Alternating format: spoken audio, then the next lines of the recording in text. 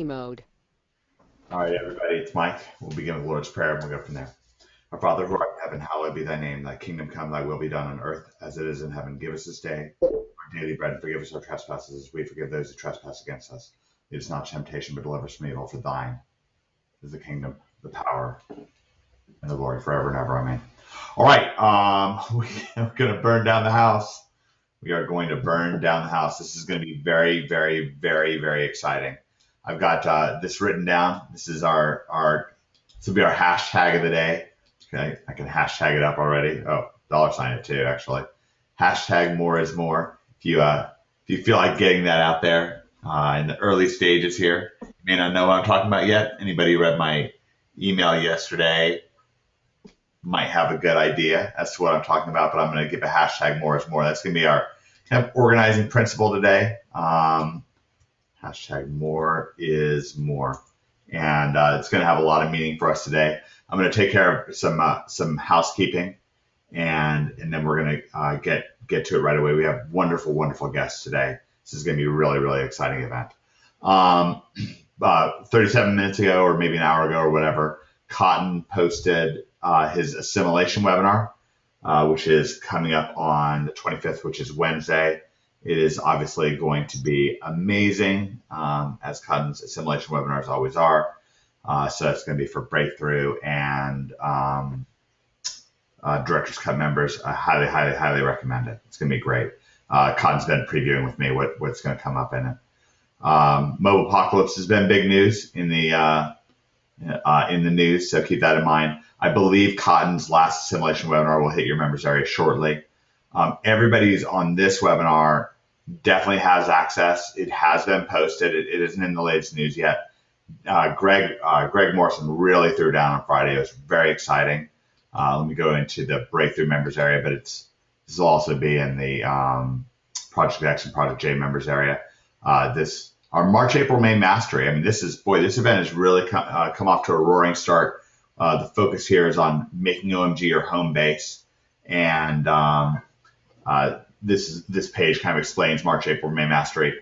David Mills snuck this in overnight, didn't tell anybody about it, but it already has a bunch of views. This right here is Greg's 4 pillars of SEO, and Greg had this terrific webinar. You can't see, for some reason, it's not quite populating on my page here. Maybe because of the go-to webinar or whatever, but there is, I checked it earlier, there is an actual webinar replay right here. I just have to take my word for it. And so keep that in mind. Now, today our main focus is definitely going to be on Amazon, and we're going to especially talk about one of the real driving engines of Amazon, which is reviews. We'll definitely touch on other topics. Obviously, with it being March 22nd, me and Liz and Mike Bittler are set to make a full frontal assault on China. We're heading over to China to get the scoop, get the goods on product sourcing. It's going to be really, really exciting. We're also looks like we're going to take a trip in there to Hong Kong. So we're not leaving product sourcing out, but today we're going to kind of begin a little bit in the middle. Begin in the middle of the action, sort of like a James Bond movie. You know how they always start and something's already going on. James Bond's already kicking somebody's butt or getting his butt kicked. Hopefully not. I guess that's in Skyfall he kind of did get his butt kicked a little bit. But anyways, whatever. It's going to kind of begin in medias res, and the driving mechanic again of these Amazon listings, is going to be customer reviews, both for the purposes of getting traffic to our Amazon pages. Not the only way to get traffic to our Amazon pages, but it's important for that.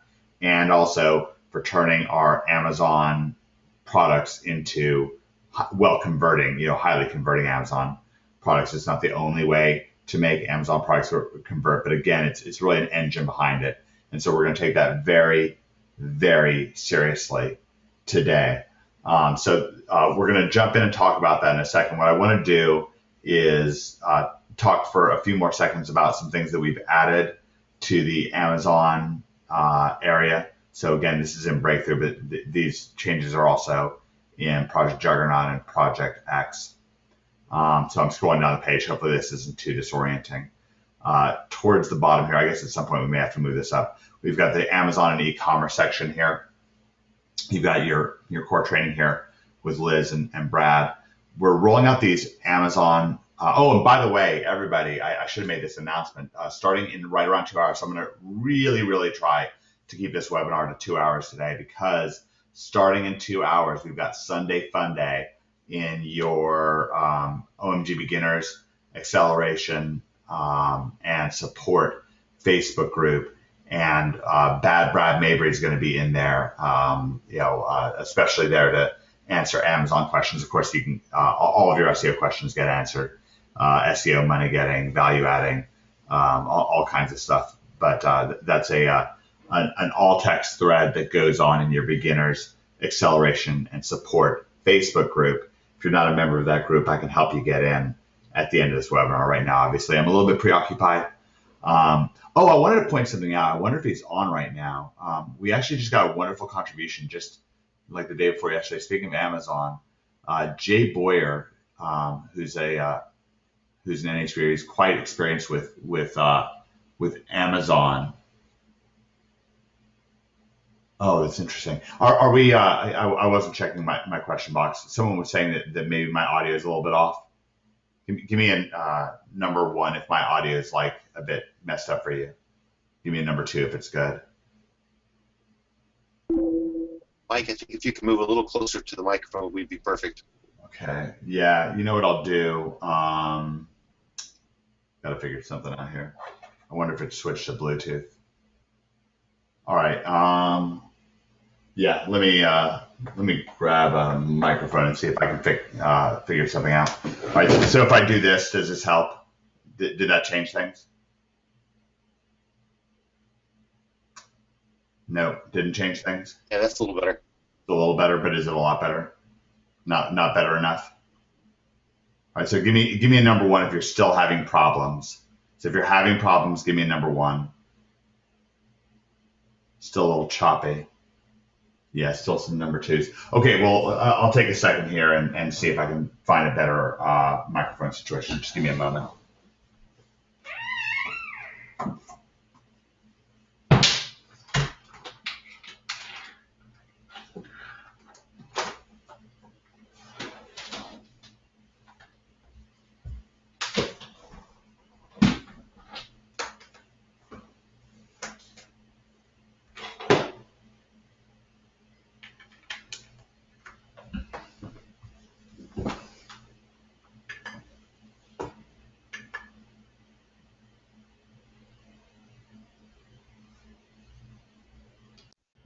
All right, is this working?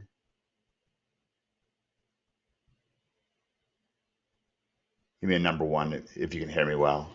Okay, and I think it's now suddenly probably outputting out of this. I'm using a Blue Yeti, so I think I have to plug in headphones for it all to come together and work.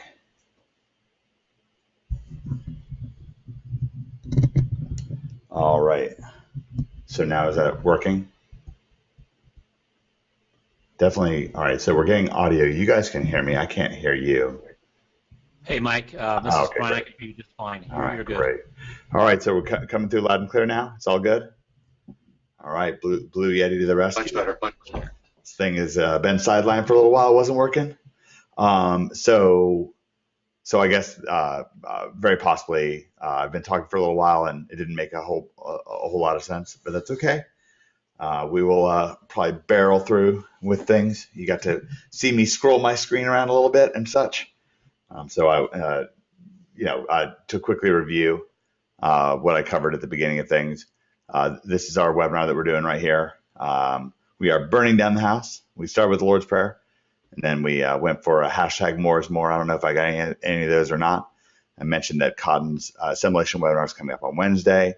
I mentioned that Greg's terrific anchor text March, April, May mastery webinar, which is a thread here somewhere on it. My computer's loading a little bit slowly, but anyways, that's in your members area in the March, April, May mastery section right here. David Mills will be announcing that's probably like later today, but it's right in this section here. And what we're going to do today is we're going to be focusing on Amazon primarily. Now, of course, because more is more, regardless of whether you're excited about Amazon or if you're not at all interested in Amazon, you're still going to get something out of this webinar. Actually, I believe quite a bit. At least if you a little bit read between the lines, and I'll try to make things a little bit more apparent for you as we go on. But with this whole idea of more is more, I got my little hashtag more is more. With OMG, it's obviously, based on our earnings reports, it's been easy for a long time to make money. But I really believe it's literally easier than it's ever been. And that's because we've really reached a tipping point where there's so much incredible information there that can help you. And in most cases, if you can do one thing in OMG, if you can rank a video, then you are like a long way towards, for example, success on Amazon, weirdly enough. Or if you can have success on Amazon, then you're a long way towards doing, let's say, SEO client consulting, because you can use your Amazon listing as a reason why somebody should, kind of give you credit, give you points as an expert in online marketing, somebody that they can trust. And of course, you can also do what Brian Williams is making a killing doing, which is helping Amazon merchants sell much more online. So more is really more. Once you can do one thing, you're 80% of the way towards doing the next thing. And that's kind of good news, because you never know when a $10,000 per month check is just kind of sitting out there, like ready for you to grab it. And in addition to that, I kind of have at least a double meaning for more is more today, because especially with Amazon, the more reviews that we get, the easier it is to get more reviews. The easier it is because it's easier to get more customers. We're going to convert better. Our listing is going to be ranked higher. The more traffic we get to Amazon from SEO and so forth, then Amazon is going to reward us with more traffic back. So this more theme is going to come up again and again as we go on throughout this lesson. But anyways, I was pointing out that we have added quite a bit to your Amazon training in the Project Breakthrough members area here, but we've also added this to Project X and Project J. And not only have we added a lot this week that's been placed in the members area already with this Amazon over the shoulder series, with mine and Joe's videos placed in here for the Elite Serum over the shoulder series, but Liz and Michael Bittler, who are here right now, have been really throwing down this week. I actually have just completed uploading over 4 hours of over the shoulder training in a brand new over the shoulder series for a brand new product. And we're going to preview that today. So that's a lot that's going on right now. I'm excited. I'm fired up. I believe that the audio is all cleared up. So what I want to do is I want to start by introducing Liz Hererr. Liz, are you there? Yes, I'm here. Can you hear me? Yep. Probably just a little bit light on the audio. That seems to be a recurring theme today. But Right, yeah, sorry about that. no problem. Liz is. Sorry about that. I'm on that. What's that, Liz? I was just gonna say I'm on the mobile hotspot because of my internet problems. Yeah, this is crazy stuff. The world can't stop us today. No amount of problems. But Liz actually, as of this time last week, had 2 internet connections, and now she's down to kind of one half of one. So there's a little bit of a backstory behind that, but we're really, really, really pleased. Actually, could you please welcome? This is the first time that we knew that we were going to have Liz on a webinar. We were able to announce it in advance. So could you please welcome Elizabeth Herrera right here. My internet connection's gone crazy too. This is nuts. Please welcome Liz Herrera. It's really exciting to have Liz here. Liz has sold in a given month as much in December. She sold $1.07 million on Amazon. And I actually caught and had a ghost webinar a few days ago. And I actually got on a rant about Liz, on a very positive rant about her. She's actually got an incredible background in business and actually in poker. She was a people hear poker and top poker players and stuff like that, and they think, oh, are you a World Series of Poker champion or something like that? Liz, you're not a World Series of Poker champion, are you? No, I would never play in those games. I was taking their money. She was literally taking their money. I've actually seen the charts. Liz had back years where she was making over $1 million playing poker in the early 2000s, early and mid 2000s, and Liz is really a winner, and there's a lot to be learned from her. If we had a longer event, I would kind of go on and rant and rave about Liz. And obviously, you guys have seen me talking about her in our emails, but we're so excited to have her as a part of it. Liz, I don't know if you're seeing this, but apparently they're excited for you. Getting quite a number. Yeah, that's great. That's great. I'm glad to be here. So Liz, we brought on 3 additional special guests with us that you wanted to have on. I'm really glad that we have each of these individuals with us today. And I want to kind of start, like I said, in the middle of the action. And on one webinar, we can't teach all of Amazon. I know we've got these wonderful over-the-shoulder series coming up that you and Mike have been working, Michael Bittler have been working on so hard, and that are just incredible. They have a lot of information that I don't believe is really out there. A lot of that is credit due to Michael Bittler. I'm really excited for you guys to meet him in just a moment. But what I want to do instead is I wanted to start by focusing on reviews. What's the big deal with reviews on Amazon? Why are they so important? And what are some ways that we can really get an overwhelming advantage with them? So I know it's a big question. Let's start off with, why are they so important? One of the main reasons why they're really important is the fact that just they bring up your conversion, especially when you reach certain threshold levels. And what I mean by that is like, you don't really want to start running paid traffic. I know I've tested it with as little as 5 reviews, but obviously when you run paid traffic to 5 reviews, your conversion rate is going to be a lot less than when you have 25 reviews, and then going on up when you have 50 and when you have 100. Usually after the 100 point though, conversion sort of starts to like even out. So I really like to try to get to 100 reviews as fast as I can with several different strategies, but that's why they're so important. Okay, great. And they also influence how highly you place in the Amazon search engines. That's really one of the main factors. As we're evaluating things, for example, we looked when we were initially meeting with Tim Schmidt, who's our partner on this Elite Serum project here, and we're kind of trying to rehab this here. You quickly looked it over and decided, I believe that we were going to give away, I think it was 150 of them. But was that the right number? Maybe it was 100. I can't really remember. But it was pretty quick for you to diagnose and look over, and maybe that number is wildly off. Maybe it was 50, maybe it was 300. I really actually don't remember.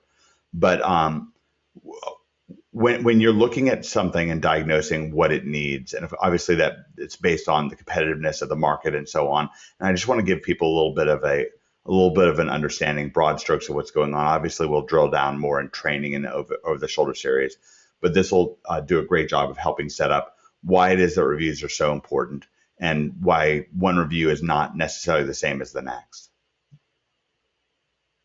Right, so I think with Tim's product, one of the reasons why I gave that number is just because I know that he's in skincare, and I've had some experience in skincare, so I know that it's like a really big market. So I don't want to like scare anybody out there and make them think that the market they're in, they have to give away that many. It just sort of is niche dependent. But skincare is definitely something like supplements where you really have to give away quite a bit in order to get on page 1. And the reason why people with so many reviews usually tend to rank the highest, and that's because they have a lot more trusting. The audience is more trusting. All right, great. So that then becomes literally a very, very important, factor. With e-commerce, so much of what's going on is trust. Actually, really with online marketing, so much of what's going on is trust. Now, Amazon pages themselves are trusted, which is great. But of course, you already have inherently a lot of competition. As soon as you're in the Amazon marketplace, The people that are on the pages are typically shopping, they're looking to buy and so forth. But then, they're encountering all these other products that they can buy, that they can purchase. And so they have to sort through which ones. And so if they see, for example, when Liz and I first started working on this, it had just 4 stars displaying, and we've gotten it up to 4.5 stars. Now we're doing a few other things along with this, working on the packaging and so forth. We might actually talk about that today. We think that it'll make it a better product and a better selling product. But what I want to do is, I heard Liz, I know you had like a little bit of background noise there, but you got very excited about getting, Michael Bittler had kind of stumbled upon this connection with Mandy Payne, and we're going to introduce Mandy in just a moment. How did that all come about? When you heard about Mandy and got to know her and so forth, you literally got very, very excited about having her have some involvement with the OMG community. What's going on with this? So as I look at this review here, this is a review by Mandy Payne. But if I scroll back and go to the actual Amazon listing, and you see this actual review here, it says top 500 reviewer and Vine Voice. I'm not going to play the video right now because I don't really know what happened with my computer. Probably come up pretty choppy and so forth. But what's going on with these top 500 reviewers, Vine Voice? Like what's that all about? One of the Mandy's probably more qualified to answer that, but let me just tell you why I was so excited to work with Mandy Payne.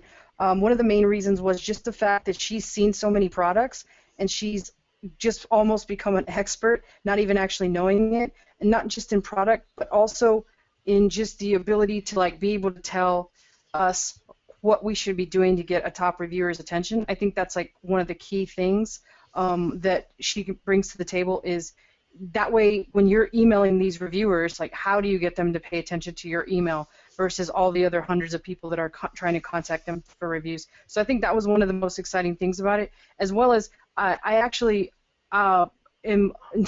enjoy Mandy's reviews quite a bit. I find them extremely entertaining. So I think she's very creative and all that, and I really truly believe she's the best reviewer on Amazon in terms of entertainment value. So those were all the reasons why I was super excited about that. But the 500 reviewer and the Vine Voice, she's probably the most qualified one to actually answer that particular question.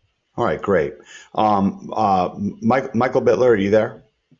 I am here. Can you hear me? Yeah, I can hear you great. Now, when Liz first introduced me and Cotton to you in Vegas, she let us know you're already having a ton of success on Amazon. In fact, last year was your first $1 million year on Amazon. Is that correct? That's correct. Man, congratulations. That's absolutely wonderful. And what I want to do actually, before we get ahead of ourselves, is I want to welcome Michael Bittler. And this is really exciting for us because Liz really actively recruited, Liz and Cotton both, and me of course, really actively recruited Michael to really jump in on our community and become a part of it. And he's really taken that on. You're about to find out, in not just on this webinar today, but in the days and weeks to come. He's just done an enormous amount for us inside of this community. I just saw actually Jack Harvell posting. That's exciting that he's on this webinar. People who were on the acceleration webinar last week absolutely just freaked out about Jack, and it was awesome. I think you guys are going to freak out about Michael Bittler as well. He's an expert in so many things that people just really literally just don't know about on Amazon, and he's constantly on the trail. He's been going to events and looking for different ways, different advantages. Also, Michael, you're quite a bit of a networker. And one of the things that happened over the course of time, somewhere in the mix in the last few months, you met Mandy, and you guys sparked a connection, and Mandy's obviously very passionate about Amazon and just has done a tremendous job. So you were really the one who got to know her and brought her to Liz's attention, and from your perspective,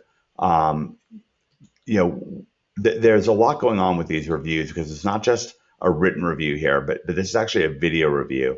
And Mandy's actually even reviewed. I watched her review of your Hydrofeet product, which is a very, very successful product that you have. And the way she was, like squishing showing like the actual gel inside of it and the way it all works and stuff like that. It was just very convincing. And what's your perspective? I asked Liz the same question, but I want to do a great job of really introducing Mandy and really helping people understand the power of reviews. Even if you're really a seasoned Amazon expert in the audience and watching this, I think that you can get something from Michael's perspective, because Michael, you're really the person who kind of met Mandy and really realized it, while other people might not have realized just what a tremendous resource she is, how bright she is when it comes to Amazon and getting advice from her, and also of course possibly getting a review from her. How did you meet Mandy? How did this whole thing come to be? Well, I actually met Mandy at the ASM4 Live event in Las Vegas, and had the opportunity to get to know her through an Aruba group that I was a part of. And honestly, she was a panelist up there, and had an opportunity to kind of get her perspective on Amazon and reviewers, and some advice on how to approach reviewers, how the reviewers can help us. And we had a chance to network over that weekend. And what I really came to discover, besides the fact that Mandy has absolutely the most wonderful, outgoing, bubbly personality of anybody really I think I've ever met. She's a really special lady in that respect. She's also now the #8 reviewer in all of the Amazon top reviewers. Yeah, she is. So and it shows on different listings. It'll come up as top 10 reviewer, and what that brings is an incredible amount of credibility to your listings on Amazon when you have a reviewer that's a Vine Voice, top 500, top 50, top 10 is even more amazing. And one of our goals is we're going to get Mandy up to be Hall of Fame #1 reviewer, and we're really excited about that. And I'm very confident we're going to get her there. So imagine having your Amazon listings out there with your most helpful review, like the one that you just showed up, being on your Amazon listing or on maybe one of your customers' listings, where they've got this credibility, and this becomes the most helpful review that pops up. The #1, in addition to the credibility that it brings from the top 500, top 10 reviewer Vine Voice, she also gets a video review. Now, unless you're into Vendor Central, it's impossible to get any type of video on your product listing unless it's in a video review format. So video reviews become very important and something you really want to promote because that it's the only way you're going to get that video, the only way you can get that message out there. And Mandy has just such a unique touch in a way of making them real, of coming across, very down to earth, very funny.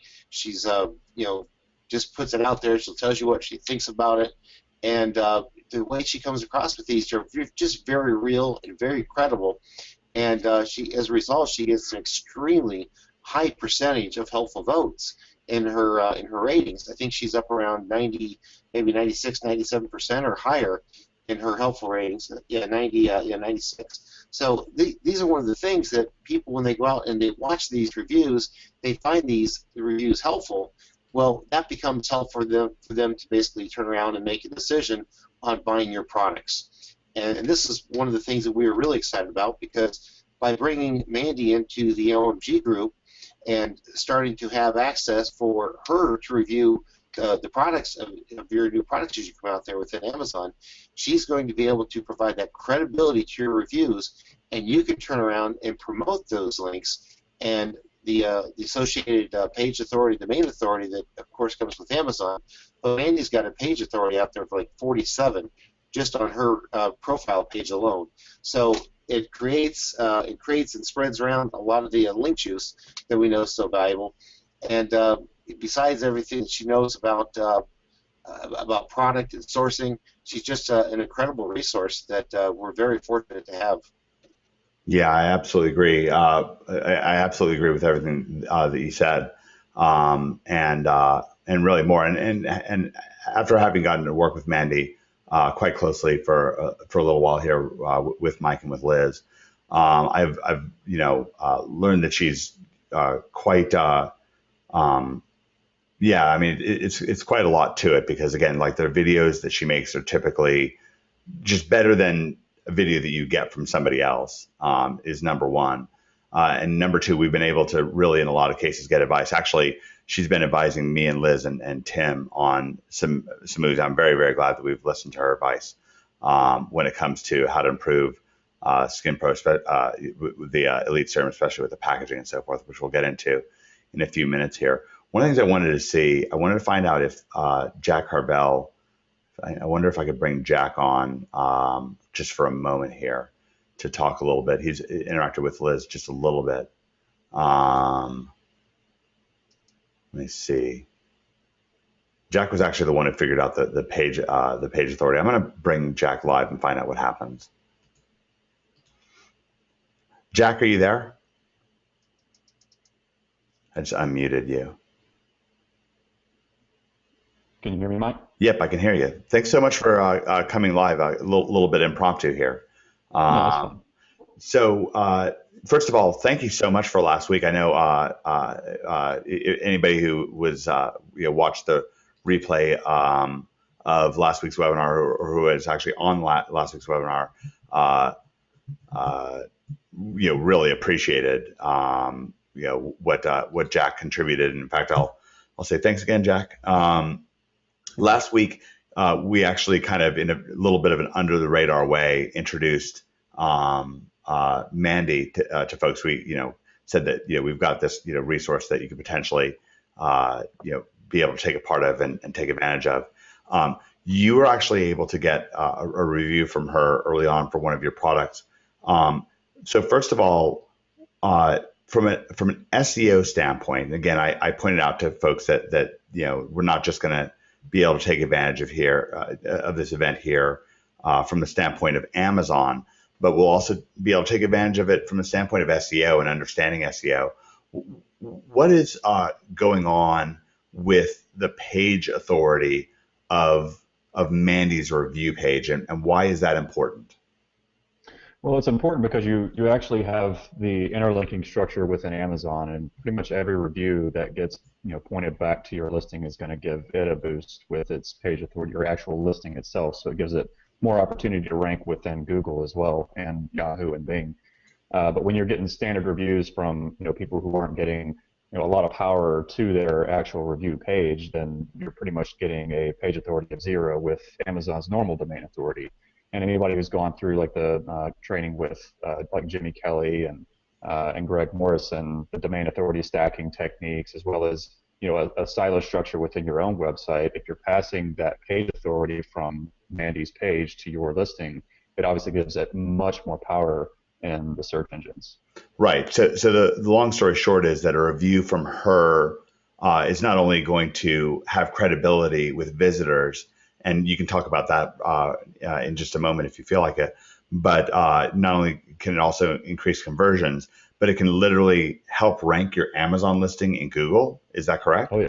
Absolutely. Yes. Yeah, it's actually one of the most powerful links you can get. And I will also say with her reviews, because she is such a good reviewer and she writes a very detailed review, I'm not even sure if she knows that she does this, but she does it. She enters very, very relevant keywords within her actual listing itself, within her review itself, and it points. That obviously makes it extremely relevant to the page that it's pointing back to. And I don't know if anybody's privy to this, but keywords in your reviews also helps you rank within Amazon as well. Another bomb drops. Another bomb drops.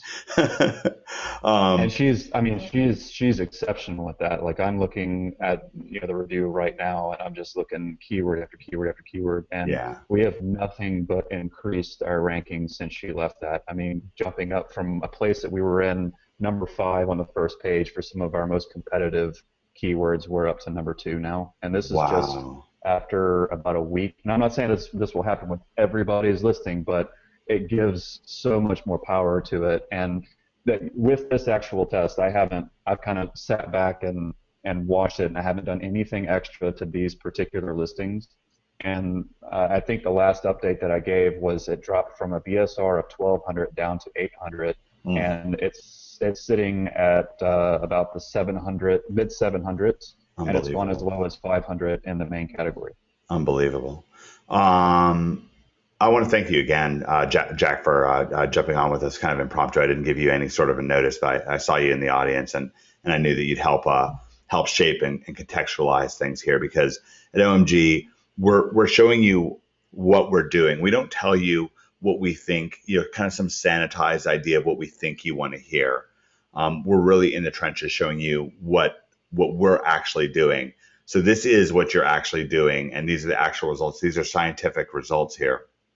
And so I'd love for you guys to jump on the Facebook thread, and if you haven't already thanked Jack, then please do so for jumping in with us. Jack, I've also had a bunch of people asking if we could bring you back on for another acceleration webinar. So hopefully in the next couple of weeks, if you're not too busy, maybe before China, or maybe during, or maybe after, it's at some point in that range. I'd really love to have you back on. Yeah, absolutely. Get me up before Boston. Okay, we'll do. All right. God bless you, Jack. Likewise. All right, great. Okay, well, we're already having a lot of people asking, hey, is there a way to get Mandy's review? Let me give you an idea. It really is. It's doable, of course, to get a review from these top reviewers, from somebody like Mandy. It's doable, but it can be a lot of work, and there's not necessarily the relationship involved with it. Now, when you signed up for OMG, it wasn't like, hey, sign up for OMG and Mandy will do a review for you. So this is not a done for you Mandy review service. That's not what we offer.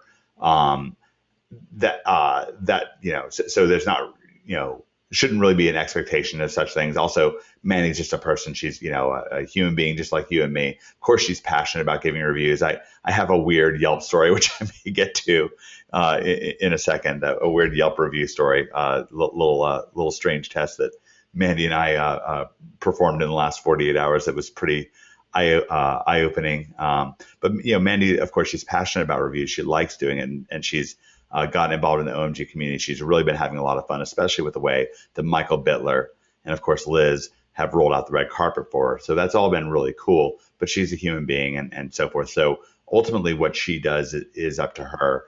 We are going to try to make it possible, and certainly more likely for folks that are on this event to possibly get a review. Mandy's going to be doing a lot of traveling in the next several days, but several OMGers, those of you who jumped on the last webinar and who took action and wrote in and so forth, a lot of people have gotten reviews. I think we've gotten about 15 reviews in, so definitely a significant number. But what I want to do, obviously, we're about 40 minutes in. It's been a little bit built up. I'm sure that Mandy's face is either turning red, or else her head's swelling up big, or else she's wondering who the heck we're talking about. But no, she really is wonderful. So what I want to do is, before we bring her on, she's on the Facebook group as Amanda Payne. So I would love, we have over 300 people live right now. I'd love to see 300. Welcome, Amanda Paynes, right here in the Facebook group. I would love to see I'll tell you what, at 295, I'll bring her live. I don't know. I won't necessarily wait for 295, but really seriously, please do give her a warm OMG welcome. It's just absolutely wonderful to have her here. She actually did get to meet with a number of OMGers that happened to be at an event that me and Liz and Michael Bittler were at, and Jack Harbell was at. So a number of OMGers have actually already met her, and they all liked her very much. And she's just quite bright when it comes to this stuff. So ladies and gentlemen, without further ado, I want to introduce you to Mandy Payne. Mandy, are you there? All right, great. I am here. I'm actually, you've done such this introduction. I'm afraid to open my mouth because I'll disavow you of all of these grand ideas. I was going to say, you guys drove her off. Good job. All right, great. Are you able to see the Facebook group, or are you able to see these dozens of welcomes pouring in? I am. That's if my phone is blowing up, I need to turn the Facebook notifications on. That must be kind of crazy. Your mom's like, what's going on? So great. Well, so obviously we're very, very happy to have you here for a number of reasons. We really want to pick your brain as far as how is it that, because you both are a top 10 reviewer, but you also know a lot of the other top 10 reviewers and a lot of the other top reviewers in the Amazon world. You also know a lot about what leads to one product getting a good review and what leads to another product not getting such a good review. You've also advised us. I'm actually holding, I guess it's like the beta version, and we're going on to I don't know what comes after beta in the Greek alphabet. Is it gamma? Alpha, beta, gamma, delta, something like that. So I think we're moving on because of your advice, and we're really glad for it. For Elite Serum for the product casing, maybe I'll be able to pull up a picture and show. So you've been really tremendous with giving advice and really helpful. We're so happy to have you as a part of the community. We're going to find out a lot of insider details that it would be really difficult to get from anybody else. Even if we were to get somebody on and interview them, that's one thing.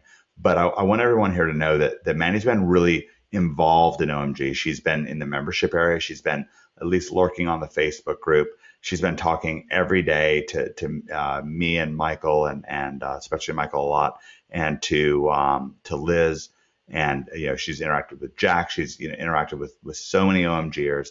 Been very personable. Been very, very helpful. So this is really much more than just bringing somebody on to speak for a few minutes or whatever. She's become so involved, and we're so especially grateful.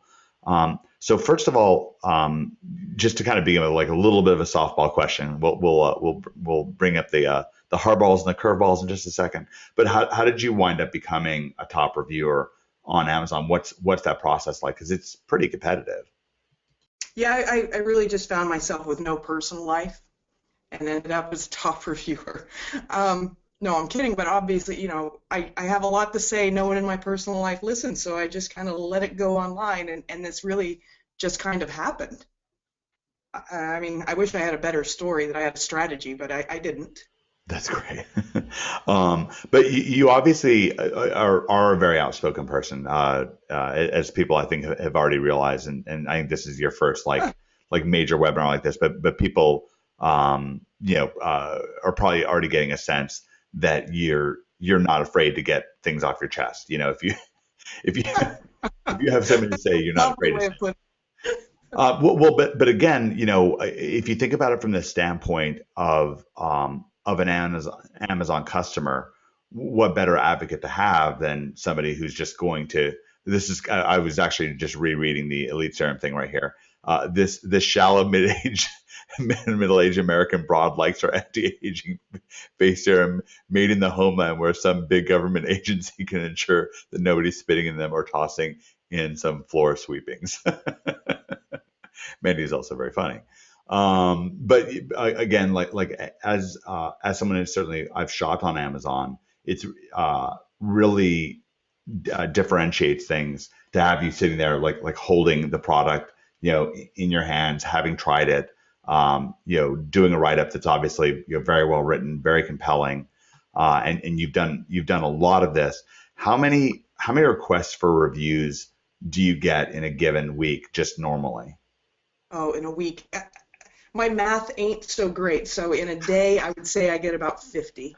About 50 in a day, so that would be 7,000 in a week. Exactly, that's That's not true. All right, that's around 350 for you math whizzes out there. So that's quite a lot, and I assume that most of the other top 10 reviewers, it's probably ballpark around the same. I'm sure. Yeah, I'm sure. So, although I'm sorry, I didn't mean to interrupt, but I heard from Bob Tobias, who was also on that TV show on Nightline with me. He claims he doesn't get nearly as many as I do, and I don't know if he's just playing but he doesn't. And even on the news report, they said he only gets 2 or 3 packages a day, which is insane to me. Yeah. Yeah. You actually were on Nightline very recently. What was that all about? I think I was the only one dumb enough to talk to the news. I think they contacted all of us, Yeah. and I went in like a, just simple. I just went in. I don't know. I think they wanted the lady with a bug on her tongue. I actually put that picture up for Nightline. I had a different one up before that. Well, it certainly worked. Anyways, the reality is that these reviewers are certainly getting a lot of requests in, and Yes. from your standpoint, like outside of OMGers, just from a normal standpoint, and you talk to a number of these other individuals, you're friends with them. What are the criterion that you're usually using? Like, what are things that are getting you to review? For example, I saw this crazy ham. What was the ham? What was the deal with the? I still never got to the bottom of that. The weird burnt ham. That wasn't burnt. That was an outstanding ham. So did you give it a 5-star I'm sorry, review? someone was just leaving. I was interrupted. No problem. I did. That was some kind of rare ham and they're shipping them out frozen, and he wanted someone who'd make a video and show that they arrive frozen and they can be, but that ham was unbelievable. Don't get me started on the ham. Yeah. Okay. So in a given day, you're getting around 50 emails in, and they're like, "Hey, review mine." What are some of the things that are making you like perk up your interest? Because you can obviously not do 50 reviews a day. So, Right. How do you start sorting things out? What are the things that you're doing to decide one from the next? Honestly, it's just, human life decisions. I have only so much time, so if I need it or if I want it, that's going to be my first decision. But I don't know, just because of who I am, if an email comes to me and it's especially human, I just started my business with my wife or my husband, or we're a new small business, or, literally sometimes decisions are made on grammar. If somebody comes at me with bad grammar, I just think, nope, on. I have to be that selective. Sure. So the first filter is obviously I'm selfish. Can I or somebody in my family use this? And then the second is kind of if they hit me on a human level. So Sure. Yeah. I actually like that a lot. And so you typically are clicking in on the Amazon listing and having a look at it. Does it influence you, like how good the actual listing itself looks? Yeah, it does. You can tell a lot from the listing, and I'll get a lot of vendors from China, and a lot of their listings are hard to read, and you just think, this isn't going to go anywhere. I'm going to try to help you, but it's just so bad. I mean, yes, definitely. The looks of the listing makes a difference. Because you can tell how serious and professional someone is. Yeah, I want to talk to you about this idea of seriousness when it comes to conversion. Because obviously me and Liz are working with Tim Schmidt, and you actually got on the phone with Tim and talked to him as well. One of the things that we're doing to try to improve, and we really think we can greatly improve the performance of Elite Serum on Amazon. One of the things that we're doing, it's like, for you folks at home, when you buy a new Apple computer or something like that, or iPhone or whatever it is from Apple, then you're typically going to get, it's going to have like very nice packaging and so on. And one of the things that we did, and I'm actually trying to get something together. Oh, actually, I guess if I play your video here, let's not do that. I don't want to play the video just because it can get a little bit distorting on GoToWebinar. But I'm trying to find a picture that Tim sent me of the new Elite Serum packaging. I wanted to talk to you about packaging of these items and so forth. I actually saw you do a review. I'm not going to say what the item was because it was for an OMGer, but of something that came in like a nice little black box, and you kind of brought up like how nice the packaging was and how it came to you and so forth. Because you mentioned when people are emailing you, there's these little contextual clues in their grammar, in how nice their listing works. The question seems to come up for you again and again. is this person serious? Why is that a big question for you? Well, because I do have limited time, and I mean, you know, if I could, I'd help everyone. But if someone's not serious, if they're not invested enough to even, you know, get a good translator or somebody who cares enough to show them that you don't use 11 commas in one sentence, and it's not, I don't mean to, I'm not singling out just Chinese. There's plenty of people in my family who can't write.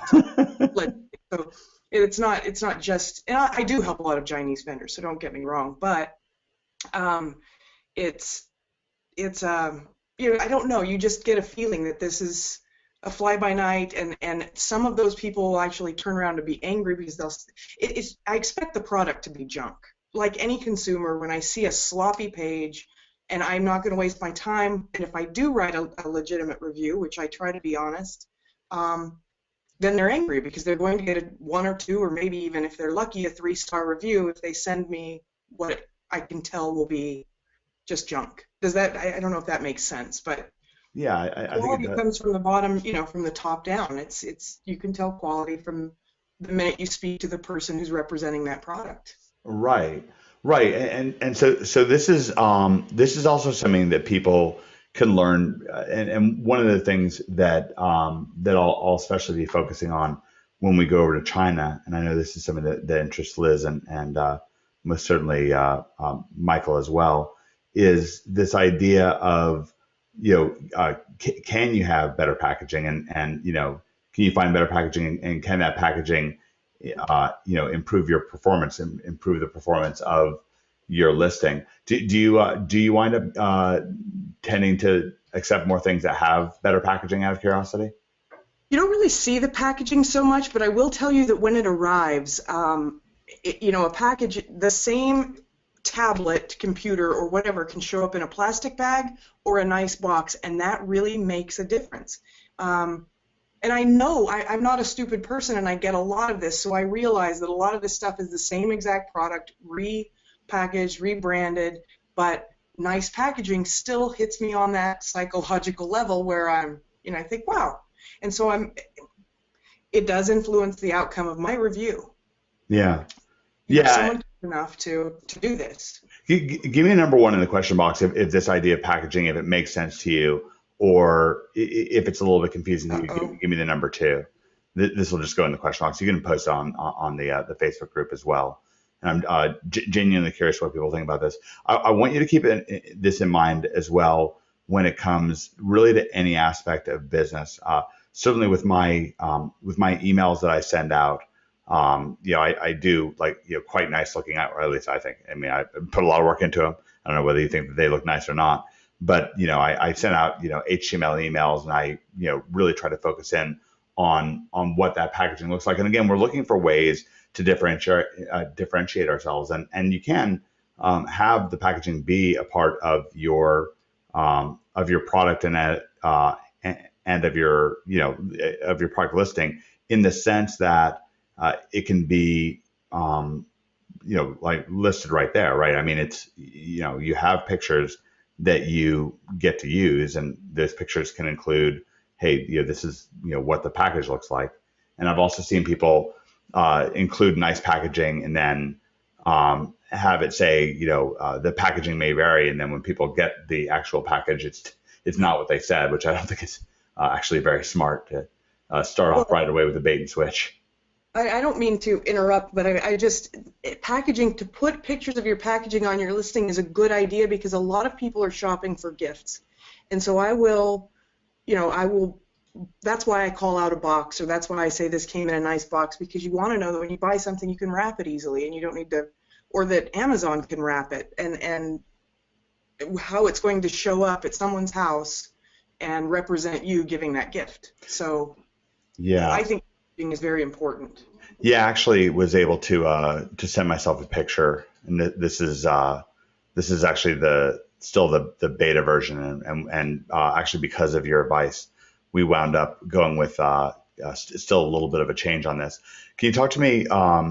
This is, well, so first of all, with Elite Serum, we've got this very different delivery system than how do these anti-aging creams normally come? pump, in a pump bottle or an eyedropper. So what did you think when you first saw this? I thought it was very cool, actually. It's the uniqueness of it really caught my attention, and I'm not just stroking you because I get a lot of this stuff. Yeah. I'd never seen anything like this, so that was very cool. That's actually one of the things, I mean, because Liz and I actually, we weren't the originators, as you know. Tim was the inventor of this, and he actually, kind of won us over. He kind of talked us into doing this, and we're glad we did. I mean, we thought it was a terrific idea, and Tim's obviously brilliant. Anybody who's dealt with him, and he's been a long time OMG, or one of the wonderful members of our communities, contributed so much. So the syringe kind of appeal to it. That's one thing. But then on top of that, now we're going with this box. It's got the nice "Made in the USA" and so forth. What did you think about the box, and what advice did you give us? Well, the first box, this is the second one that I saw, but the first box I saw impressed me because with that syringe looking, it did give it that feel of this is magic in this box, if that makes sense. Like somebody's got to protect this from anything happening to it, because it was packed in this great foam and the nice big box. You can just tell, I mean, that's a nice product. So that was my first impression. The Made in the USA is a big deal to me. I always make a big deal out of it. Yeah, we added that in the second version. The first version didn't have the Made in the USA, so that was definitely a nice addition. So, but when I saw the second box with the more colorful, I like the more, the increased color on the outside, because the first one was a little washed out. Yeah, let me see if I can find a picture. I think I can actually find a picture of the first box. And it might sound crazy to you guys, like us, like going through box after box after box, but we think this can be a $100,000 a month product. Go ahead. Well, but the foam inside, in the first box, the foam inside had a very dense feel to it. Like it was really protecting something that might shatter, or this is fragile. And the foam that came in this new box was seemed lower quality. Yeah. So you're going with that extra mile and then backing off on the quality on that foam, which it really did make so that's why I kind of said, go with the original foam. And it showed up kind of bouncing around in the box the second time. Yeah. So it's no longer then a fragile, high value, all these psychological feelings you get when you open it. It's just floating around in the box. Yeah, right. So it didn't it really didn't maintain all the way through, which was significant to you.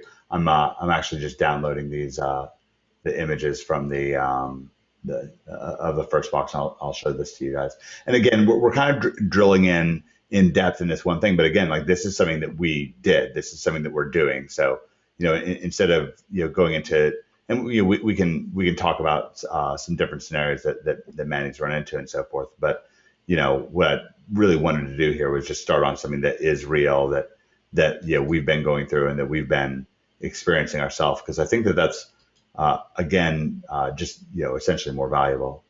So let me see. I'm trying to click in on this picture here. My computer's having a complete heart attack here over GoToWebinar. It's all too much for it. Okay, so Manny, this was the first package. This was like the alpha version. And again, right. it didn't have the Made in the USA here. And like you said, it is kind of washed out. Yeah. Yeah. All right, great. It was still an impressive package. I mean, don't get me wrong, it was impressive. And I just tell people what I think. I didn't mean to change your whole strategy. No, we were actually literally very happy about it. Me and Tim and Liz were kind of going back and forth on it, and it was very clear to us that what you're saying. By the way, this is something interesting. Jack brought up on the last webinar that we had, that you can go with Made in the USA. Here's kind of an ironic point. The boxes are the product itself is made in the USA. The boxes are made in China. But the funny thing is, making the boxes in China, we're getting them for $60 cents per box. Whereas in America, I think that the price range is somewhere between $3 to $6, which was going to be passed on to the customer or come straight out of profit one way or the other. So it's kind of a neat balance like a neat balancing act, and should help just give you a little bit of perspective. Now let's talk about some of the products that you love to give 5-star reviews to. I know we all want to get to that, but first, what I'd like to talk about is the disasters. Actually, let's poll the audience really quickly in the GoToWebinar box. You can tell me really quickly. Give me a number one if you want the disasters first, or give me the number two if you want to know about the 5 stars. What do people want? Do you want the train wrecks? Or yeah, everybody wants the train wrecks. They're like, give me the train wrecks. I want to know. Okay, so what I'd particularly like to know is about products that could have been great, but then there was one thing and it just made you want to, bop them in, the product creator like in the nose, or kind of, shake them gently or hit them with a wiffle bat or something like that, and be like, no, why, if only you had such and such. Yeah. Could you give us a couple of, if only, then it would have been a 5-star, but instead, too bad it's a 1-star? Yeah. Well, actually, I have a couple have happened this month. I get those all the time, but I still have no idea what it is. It looks like a computer monitor. It's kind of large, and you turn it on, and it's in mixed English and Chinese, and it directs you to a website for directions. And the website's the web address, the URL is in English, and the entire website's in Chinese. I have no idea what this thing is for. It looks very expensive. But they're marketing it in the U.S. and I don't, so I had to give it 1 star until they do something, because I have this. It's a paperweight. Yeah. So what you're talking about is something where, like, functionally speaking, you're pretty sure that if you knew how to use it, it would probably be pretty cool. But instead, it's just not clear. Yeah, it looks, it could probably change my life. I don't know, maybe control my lights, security, make sure the dishwasher runs. I have no idea what it does. It looks awesome. Have no idea. Right. Then I got a what are they called? Those, it's like a zoom lens for your iPhone that you put on the, you've seen. I've been wondering about those things. Yeah, they have like different things, like one that'll make it look like the fisheye picture, or I mean, just different distortions and stuff like that. Yeah. Well, no, these are just for zooming in. I mean, you can. One of them is like 6 inches, or no, maybe 4 inches long, and you can take pictures from forever away. Mm-hmm. And it screws on the back of your iPhone with this special cover, and there's several lenses. And I think some of them do other things. I only tested a couple, but you have to have this cover that you use on your phone all the time and then screw it on, which would be fine, except that the cover covers the flashlight, which is also your camera flash. Right. And so it's a camera. It's one of those, like, how do you miss this? This is a camera accessory. Right. That you've disabled my flash. Right. And it's probably the nicest, because I get a lot of those lenses for the iPhones. I get a lot of them. And this is by far the nicest one, except that fatal flaw. Yeah. Yeah. And the funny thing is, I can imagine the person thinking, like, oh, well, it won't matter because who would use, like, a flash at night and it's a zoom lens? But you know what? So what? Like, I mean, you get somebody who gets it and they're not happy with it. That's it. Like, 1-star review, and now you got 1-star review. Again, as an inventor, there's no room for being a snob, none whatsoever. Well, I mean, I use the flashlight on my phone to read a menu.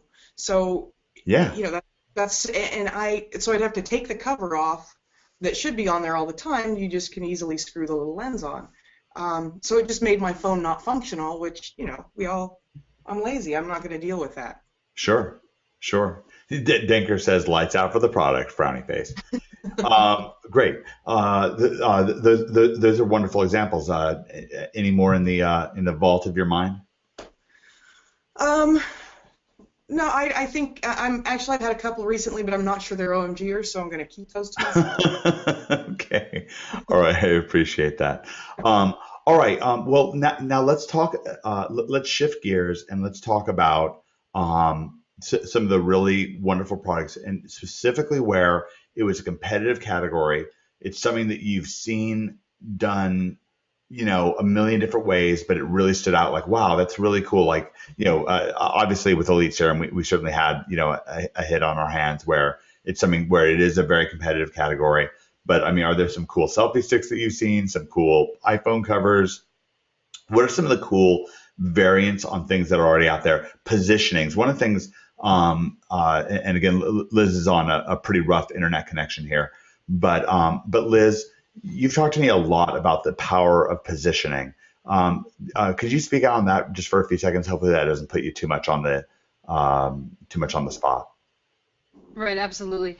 I kind of like came up with this, and it's not really like a theory because most people that just sell in general think of this as well. It came back from like my poker years where I was trying to get into my opponent's mind as much as I possibly could, and in gaming we call it like leveling. I know I talked a lot to you about leveling, Mike, but it's the same way that when you approach actually like selling something, you want to think about your avatar, they call it in selling, and try to step into their shoes and figure out what they want, but really kind of almost zone in on their exact demographic. And like we talk about Betty Sue all the time, Betty Sue who needs a face cream for some reason, you know, she just got divorced, she's getting back on the dating scene. So you really want to sort of get into what your avatars might be thinking and feeling and all that stuff, and then sort of put yourself in their position or like put yourself in their shoes. It's the same way on Amazon. You do that and you really get into their head and figure out what they're looking for, and you'll have a lot more success selling. So it's just, we usually see like Mandy talked about packaging and things like that. When you really get into their head and can kind of make this package for just all the Betty Sues out there, they like it that much more and you get a lot more reviews. And it's like a really powerful thing, but most people don't do it. Like they want to sell a vitamin C serum and they just sell a vitamin C serum, but that's the reason that they're only getting $20 for their vitamin C serum. And somebody like Tim Schmidt comes along and really designs this from like a high-end perspective, a luxurious kind of look, and gets a lot more money for the exact same product almost. So well, yeah, and by the way, Tim has poured more into this. I mean, he really won us over. I mean, all the pharmacist testing and the incredible track record that it has. It was more that with Tim's product, it's really a great example of the kinds of products that are out there. And I want to bring Brian Williams on shortly to talk about this, where there are these projects out there where, you know, once you add on, you know, like for example, Liz's perspective on things for how we can change things up with the actual listing itself, and we're going to reword it, and we're going to do some things with doing some giveaways and you know, get the reviews up and so on, that it really can be brought to the next level. But you know, we were somewhere where people were giving advice. I'm not going to say who these people were. I don't want to embarrass anybody. And you know, maybe this was good advice. Just for us, it's not the way we go. But we were somewhere where we were getting this advice that was like, sell crap. I mean, like literally, like just sell crap as fast as possible. And that's the way to make money on Amazon, is to like literally sell like a poor quality product. And you don't believe in that, Liz. Why is that? Well, you really don't want to sell like crap. You really want to make sure you're putting value out there for people. When you sell crap, you're going to wind up getting a lot of really bad reviews, and you're going to wind up getting crap back. I mean, it's just like, it's sort of like, you know, a lot of people believe in karma. You sell crap, you're going to get crap back. When you sell a good quality product that's actually helping out people, you're going to get a lot of positive reviews. You're going to get a lot of people that are ranting and raving, like that are fans, and in return you're going to sell a lot. So it's just kind of like one of those things, like you don't want to sell crap because it's also never going to really take off. When you really concentrate on a couple key products and you make them as good as you possibly can, your brand sort of takes off with it. So that's kind of like what I like to do. I don't like to sell crap the way they were talking about. I like to make sure that even if I decide to launch, let's say 5 products at once, and there are a variety of products, not necessarily in any one specific niche, I want to make sure that they're good products, like that they help people in their lives somehow and that people really like them. And then from there I'll figure out which one I'm really going to take to the next level and concentrate on branding. But I definitely don't recommend selling crap.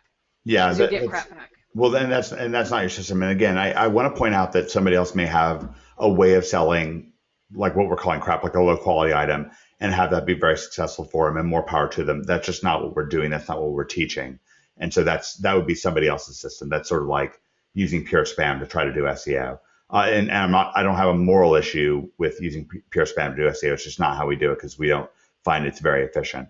Now, Liz, one of the reasons why I wanted to kind of cue things up, as we have Mandy right here talking about this high quality products, is you believe, see, one of the things, you don't just put out there to get things back and just hope that they'll come back. you do some very, very smart things. For example, with Cotton's SEO, one of the ways that he gets so many clients is he does what's called SEO snowballing. And so I want, again, this is hopefully a moment when folks who might not necessarily be as interested in Amazon can really perk up and really get a key lesson here. So what Cotton does is he'll get one client in and almost turn that client into his employee, where they're going out and recruiting other clients for him. And I'm not going to get into the details of how he does snowballing. That's in your training with Cotton. But he does that. You have ways of turning your customers into like recruiters for you, where you're getting ultimately good reviews from them, not just on that product, but sometimes on other products, or obviously repeat sales and so forth. And we can do the same thing with reviewers. You actually have a Rolodex of reviewers. Is that right, Liz? Right, and it came from several different avenues, including bloggers and reviewers that definitely nowhere near Mandy's status, but they're still reviewers. Every Mandy that there is right now started off as top 500 reviewer or top 10,000 or so forth. So there's a lot of them that eventually will be some of the big Amazon reviewers. But in addition to just hitting reviewers and having a Rolodex of people, same thing goes with developing relationship with bloggers. And the other thing is your actual customers. I mean, I do a lot of giveaways to my customers, and I kind of give them a lot of products just so that I can get reviews back from them, and then they become like raving fans, and they're basically telling their friends and everything like that. So it pays to sort of build that in the background, and that's not going to happen overnight, but you can steadily do that, and as that list grows, your business begins to grow with it. So some people might consider that, oh wow, that sounds like such a a chore, but really it's sort of a chore when you first start, but then it becomes enjoyable and things like that, and then it just snowballs. It's the same thing as Cotton. It's a snowball effect. Yeah, I love that. I can't believe it. We already have 329 comments today, and I haven't even really been going for comments. So it's almost like more is more. Right, absolutely. And the same thing is when you actually develop relationships with these people, you don't want to you have to understand. You have to come from the understanding that they're helping you out. You're not helping them out by any means. I've got a really good friend. I think she's on the call, Susan McDowell, who has a list of people that she can give out free things, and she helps out new sellers by getting them reviews. And the problem is that she doesn't have a problem helping these people out, but some of these people expect her to do their work. So she'll get you the people, she'll get them to say that they're going to leave a review, but you're the one that ultimately has to follow up with them. That's not her job. She's just trying to help people out. But that's what I'm talking about, when you have to be able to treat these people with respect and realize that they're helping you out. You're not technically helping them out at all. Susan McDowell is on the webinar. Do you want to text her and find out if she wants to come live and talk about her service? Sure. Let me see if I can get her on here. Yeah, if you feel like it. Okay, I just gave a hashtag more is more on because more really is more. I want to talk about this. I really want to talk about this again, this idea of snowballing, because snowballing doesn't just work to make SEO client consulting millions. It also works to make Amazon millions. So I gave a hashtag more is more, and Joanne jumped on as well. I hope you're really starting to see the impact of this idea of more is more. I'll tell you this: Liz does her own customer service. Jack Harvell does his own customer service. I do my own customer service. Like myself, my own emails. I know you guys. Anybody who's gotten an email from me at 2:00 in the morning knows. We do our own customer service. So if you get that, if it makes sense to you, more is more, because we can really snowball this stuff. One of the visions that Liz had in really recruiting and trying to get Mandy involved in our community, and I think that folks are starting to see why we're so excited about it, is that if you can get a review from her, you can go to other reviewers, other top reviewers, and say, hey, Mandy gave me a top review. Would you like to look at my product? And if it's gotten a 5-star review from Mandy, maybe it's something that Mandy likes, maybe that they would want it too. I think that everybody here has had the experience where your friend bought something and you went out and bought it too. Mike does respond to his emails. That's good. Yep. Can I say something, Mike? not only that, but people, these top reviewers, and I know about half of the top 10. We're friends, and we all look at each other's stuff, and I'll actually contact somebody. If somebody offers something to Joanna that she's reviewed and loved, I'll contact them and say, can I do a review for you? So you might even have them reaching out to you by seeing something that I've reviewed. Wow. Yeah, so that's really something. So one of the things that we want to be able to do is leverage these things. You know, we don't just get a good product and then be like, okay, I got a good product. That's it. The end. Okay. We want to use a good product to signal to good customers and good reviewers, hey, let's do business. Let's have a relationship. Let's build upon this relationship. You know, Mandy, I'm sure that there are top vendors. I mean, this is, you know, what's happened with Michael Bittler, for example. I mean, you know, have you only ever reviewed one of Mike's products ever, or have you reviewed multiples of his products? I know you've reviewed multiples of Jack's products. I am in the process of reviewing more of Mike's products. So far, I've only reviewed one. Okay, but if you're in the process of doing more, then that's a multiple relationship. And I know with Jack, you know, you've already reviewed at least 2 or 3 of his products. Are there other vendors? Are they the only ones that you've ever reviewed multiple ones of their products? Oh, no. In fact, what Liz was saying about developing a relationship, some of the most successful companies I've seen come from, you know, from nothing to just starting to some of the top sellers in skincare, which is, you know, as you said, very competitive. They're the ones who, they know me by name. They contact me. They email me about other things. In fact, it's almost a friendly back and forth. I'll email them, and it's so yeah. Developing those relationships has helped them clearly. I mean, I don't want to give their names, but they're a couple of the top skincare companies on Amazon now after starting with nothing. Yeah. I obviously I know who you're talking about, but that's so that's great. So again, I'm trying to get the, you know, signal this idea of more is more. I think that it's really worth it to get it and to get that down. Let me see. Hey, Mike, we do have Susan on. She said she'll come on if you'd Yeah, like let's bring her live. Okay. Hey, Susan, are you there? I am here. Can you hear me? Yeah, are you having fun? Oh, I'm having tons of fun. This is great. Is this Lots your of great first, information. Is this your first OMG webinar? No, this is not my first OMG webinar. This Have is you not, been this is the first OMG webinar I've spoken on, but it's not the first one I've attended. So you've been lurking on me, but you never told me. Well, I said hello. Okay. I always answered when yes, who was here. Okay, good. Well, you know, Liz has been telling me so much about you, and so I'm so excited to have you here. What's may I tell people, or well, actually, would you tell people about your service and how it works? Sure, and it's really pretty simple. I started it because when I started selling on Amazon, I realized the most important thing I needed to do was develop a raving base of fans. And I'd come into this from the content marketing world. I had some content websites, one of which was a coupon site that had a long existing Facebook page to back up the coupon site, because every site needs social media. So when I started selling on Amazon, I said, gee, that's a great place to give product away and get reviews. And so I built it up to have, you know, multiple thousand fans on it.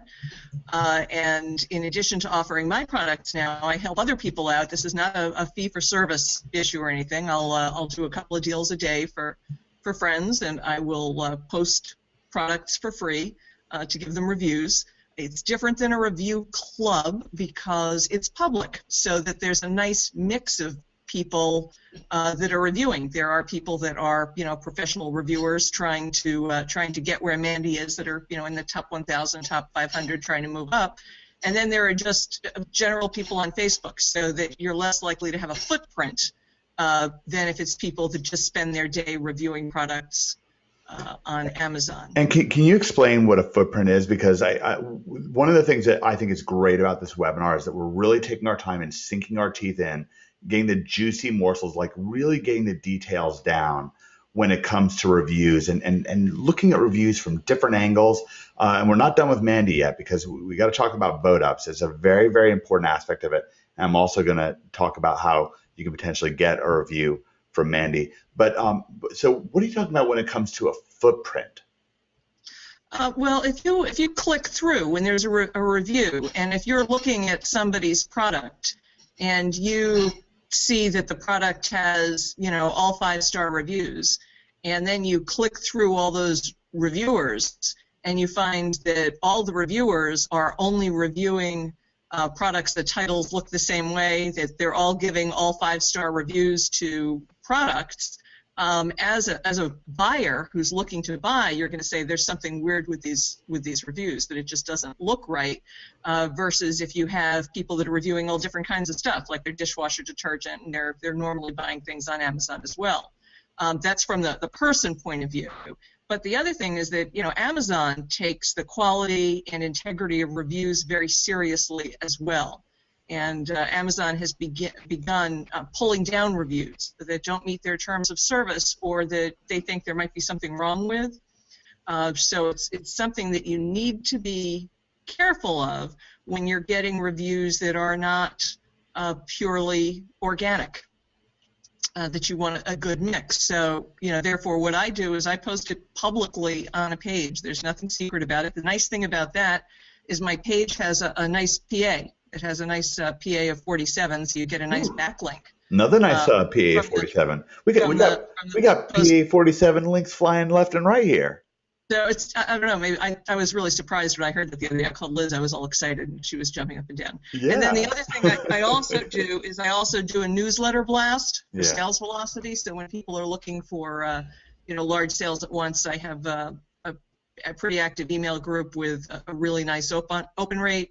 And I also have a number of fans who are long-term members of some of the review sites. So if you're looking to have a deal planted somewhere, where you want a code to get out so that you get sales velocity from there, I can do that as well. That's what I do, basically, just to help people out. But as Liz said, the key is that after I send you the email list, because I'll send you all the emails of the people that bought, it's really up to you to develop the relationships with those people. This is, I got somebody today and he goes, boy, this seems like a lot of work. And I'm like, hey, these are 15 customers and you have an opportunity to turn them into raving fans, to develop relationships with them. You have an email address for them. Oh, yeah. Start developing a relationship with them. Yeah. So that's what it's all about. Yeah, it's a lot like a guy who really wants to date a girl and then he starts dating her and he's like, hey, it's a lot of work. There's all these dates to go out on. It's kind of, my point is it's a little bit, of course it's understandable, but it is a mistake to really overlook the value, just like Mandy was saying, of the relationship. The relationship is what matters. How do you recommend that people develop that relationship? Well, I think it's different because you can't be fake. You have to do what works for you. But if you believe in your product and you've identified what your customers need, the way Liz was talking about, and so you relate with them. If you got into doing a mixing bowl because you really like to make cakes, and you are marketing to people that like to make cakes, well, maybe you'll be sending them out recipes, once a week on how to make cakes. Mm-hmm. If you're concerned about a specific topic, whatever you think your avatar needs, you need to give it to them, and you need to make them believe you care about them.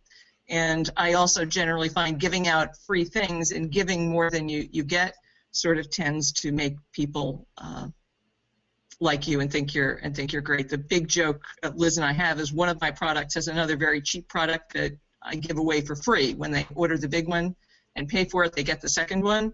And every giveaway I do of the big one, I get people saying, gee, how come I didn't get a free one of these as well? And I send it to them anyway.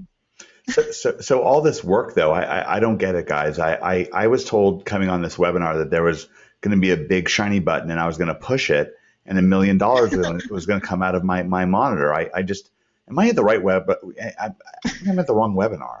It's all weird to me. All right. Well, we have again. One of the things, it was really interesting when Michael Bittler. Can I get you back on for a second? I want to bring Mandy back on in a second, and we actually have some news. Joe Marfolio and Chris Morris have some news as well that we're going to be piping in. to things as well. And I also want to get back to Brian Williams. But hey, Mike. Michael, are you there? Mike. I'm here. Okay, great. Sorry, was that somebody else? Brian, were you saying something? Just 1 second. A lot of people are asking privately how to get in touch with Susan McDowell and her service. Oh, so, no, we're just bringing her on to tease them and feel bad, and then. Okay, that's fine. If that's all we're doing, then we're out of here. Yeah, we're handling that very well. Where's that big order button? That's the big upsell of the event, right? You let the cat out of the bag, man. Oh, I'm so sorry. No, obviously Liz has an evil plan when it comes to involving Susan, but I don't know exactly how we're going to roll that out yet. Liz, do we have something on this event that we're going to announce about that, or is that coming in the near future? Yeah, it'll be coming. You can just Facebook friend her. She said or message her here privately on the webinar.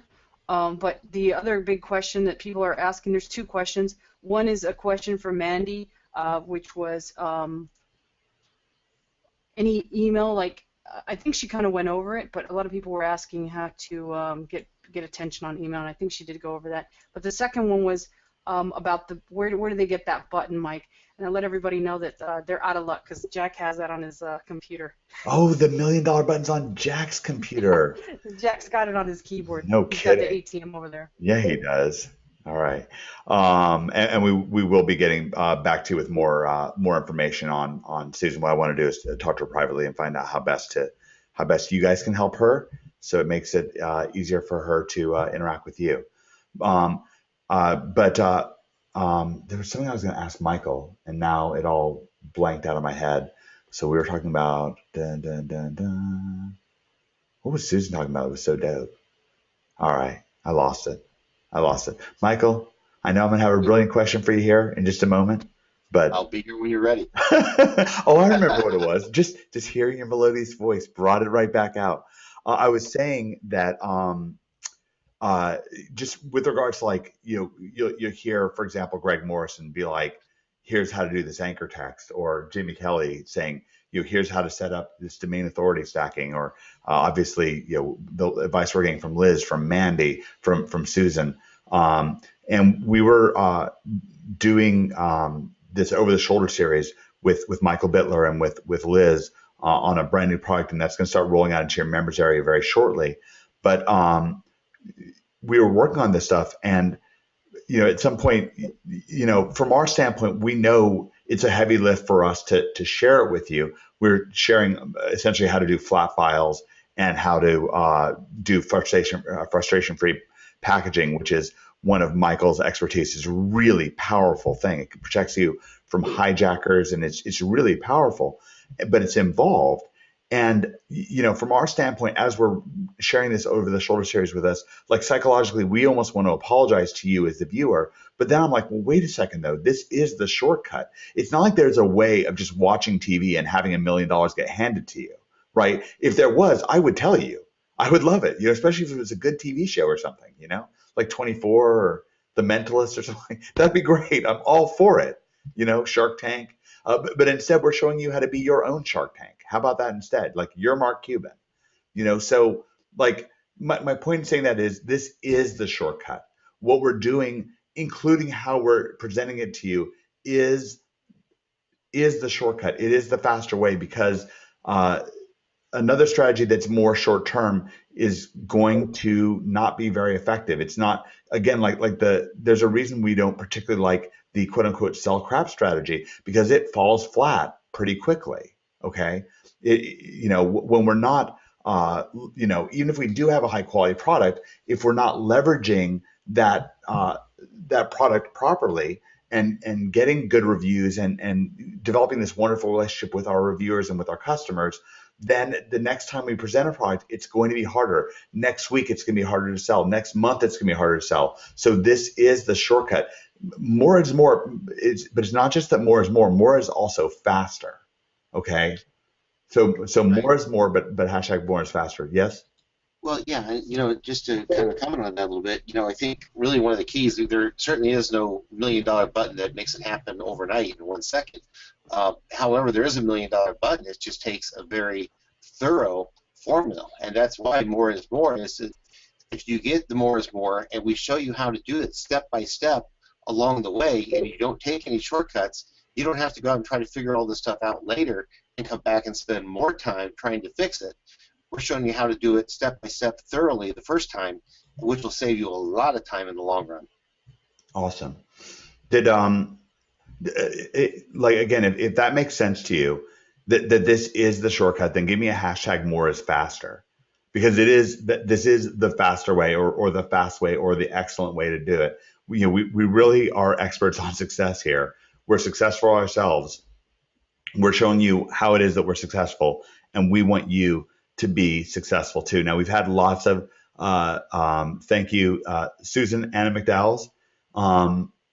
Susan, was there anything else that you wanted to say for now before we move on? We're so grateful to have you on here, and looking forward to a rich relationship.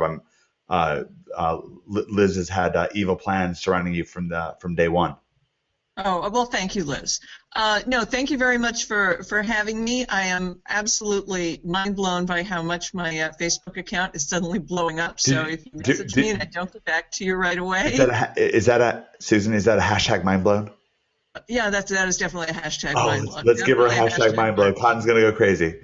But what I need, if you want me to help you, I need your product URL. I need to know if you have a product live. And then we can touch base, and I can tell you exactly what I need from you. So feel free to message me, but just if I don't get back to you right away, please understand that there are a lot of you messaging me. So thank you very much, Mike, and thank you, Liz. Really appreciate you, Liz, and Susan. Let's. What I want to do is I want to wrap up a little bit here with Mandy. And Mandy, I want to talk to you about these wacky little. What is this about right here? 42 out of 42 people found the following review helpful. And let me send this review to everybody. Let me see if I can click in on the actual review itself. Mandy, you still there? All right, guys, you drove Mandy off. Great job. I'm here. I'm still struggling with the mute button. So listen, guys, nobody send Mandy a mute button for a review. It's going to be a disaster. I'm just telling you that right now in advance. Hashtag nobody send Mandy a mute button. Okay, I'm sending everybody in the chat box this review. Brian Williams says, "Don't sell crap unless it's really high quality fertilizer." That's great, Brian. We're going to bring Brian back live in just a moment. So Mandy, what is this right here? What is this about? 42 out of 42 people found the following review happy or helpful. What is that about? Well, it's self-explanatory. People who've looked at the review vote. I mean, you've obviously shared this, and so, people are voting me up. But that actually, our helpful percentage is what helps drive us higher in ranking. So, and it also will drive that review higher in your list of, reviews. Right. So when I click back here, for example, one of the things that the reason I wanted this to get voted up was we had another review that's also a good review, okay? But I really felt like Manny's was better. First, for one thing, Manny's, and you guys will see this when you start watching Manny's reviews, they're really good. She's just good. She's it's hit or miss. Well, anyways, for in all likelihood, like, for example, if you want somebody to pitch your SEO services, you'd rather have Cotton Graham do it. Sorry, hold on. We have dogs all over the place now. Did someone send Mandy? Okay, she's gone. Did you get the dog? The dog might be in your reviews. Did that dog get like a 3-star review? Yeah, was that an Amazon shipment? That dog. Brian Williams. She actually has a great raptor costume review. Right, Dale, I think is their dog's name, right, Mandy? Yeah. She's actually looks awesome in the raptor costume review. It's actually an epic one. Nothing beats the Dog, everything works into my Amazon world. They're all just props. nothing beats the horsehead review. Really, anybody who wants some pretty serious entertainment, just click in on Mandy's review. I just saw 20 people on OMG post they're going to start selling dog food on Amazon. That's great. So anyways, as we look at this page right here, we've got 42 out of 42 people found this review helpful. The next review down, which I'm still glad to have, of course, is this one by Wendy. Really, really appreciate this one from Wendy. And then the next ones are just text reviews, okay? And again, I'm glad to have these, but I'd rather have Mandy's at the top, and I really want to bring attention to it. So it's really helpful for the review itself, because you want people to have like a clear-cut consensus, like this is the most useful review.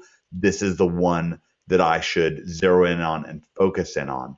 Now, Mandy, people cannot buy Fiverr reviews. Well, they can, but it's going to hurt them. It's going to get the reviews pulled off, and they potentially going to get in trouble with Amazon. Is that correct? Yeah. Amazon, they'll sit up there for a while, but Amazon recognizes those reviews pretty quickly, and they don't pull the review necessarily, but those votes go away. And because of where I am in my ranking, I have a lot of weird cyber stalkers. So the minute they see something that's, out of your overnight, I get 60, and even 60. That's clearly somebody purchased these on Fiverr. What somebody did it the other day, and I'll just tell you, it hurt some of my other reviews, because they went into the forum, they posted a bunch of links to different reviews, and then people have been downvoting them, so they actually hurt other reviews. And then, calling me out, and people, it's nonsense, but at the same time, it's just not worth it to your review, and I have to pull them down, because otherwise they just get attacked. I get emails. People are nuts.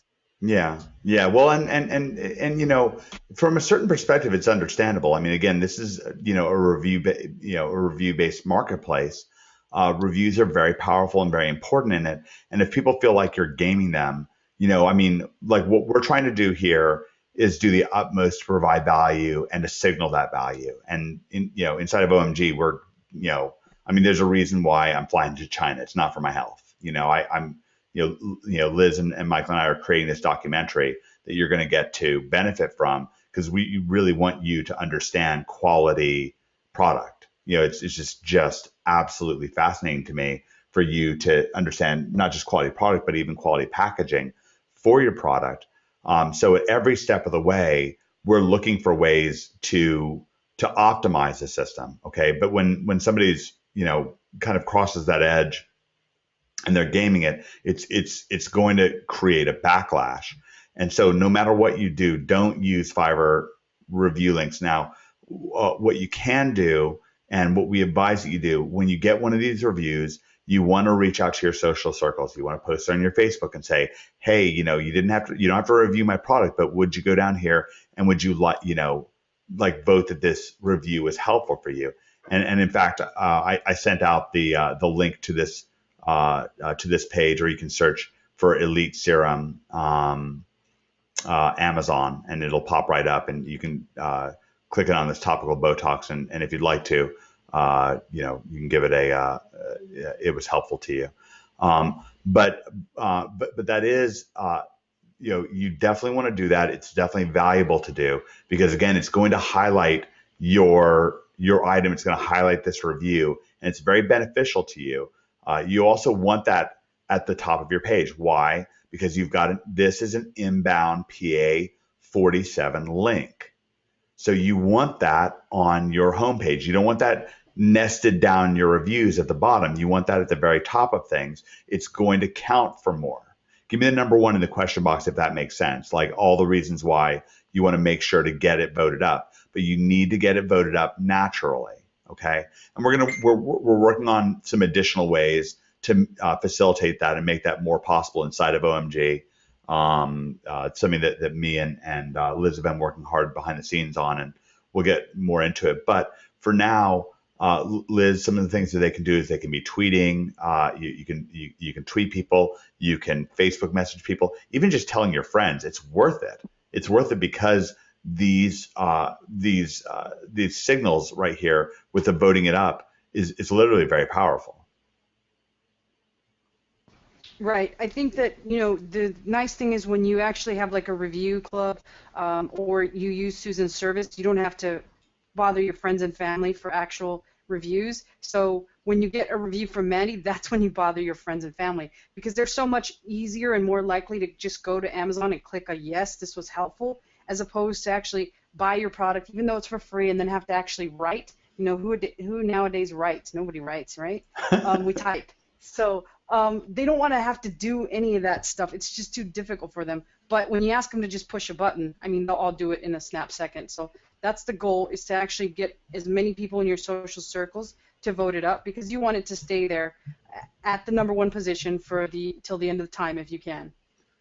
All right, so we got I saw Tim Edwards gave us a hashtag voted up.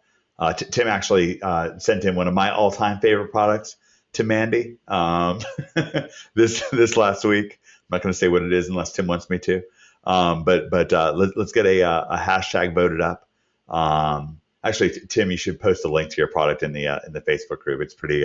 It was a huge hit at OMG Live Nashville. Let me just tell you, it was absolutely a huge hit. He did an impromptu product giveaway, and if you hadn't, I don't think we'd have had too many people there in the morning. But yeah, let's get. If you really understand this idea, let's get a hashtag voted up. And this does, by the way, one of the things that I would love to see personally, I'd love to see Mandy actually continue to climb in the Amazon top customer reviews, because that's first of all, she's our friend and our ally, and we really want to see her have success. But also, when you have reviews from the #1 reviewer, that's helpful as well. Well, how does that happen? If she's getting vote ups. Now that said, Michael Bittler, there's a distinction that people need to know about. How many times can people vote up Mandy's review before it goes to a different category? Exactly how does that work?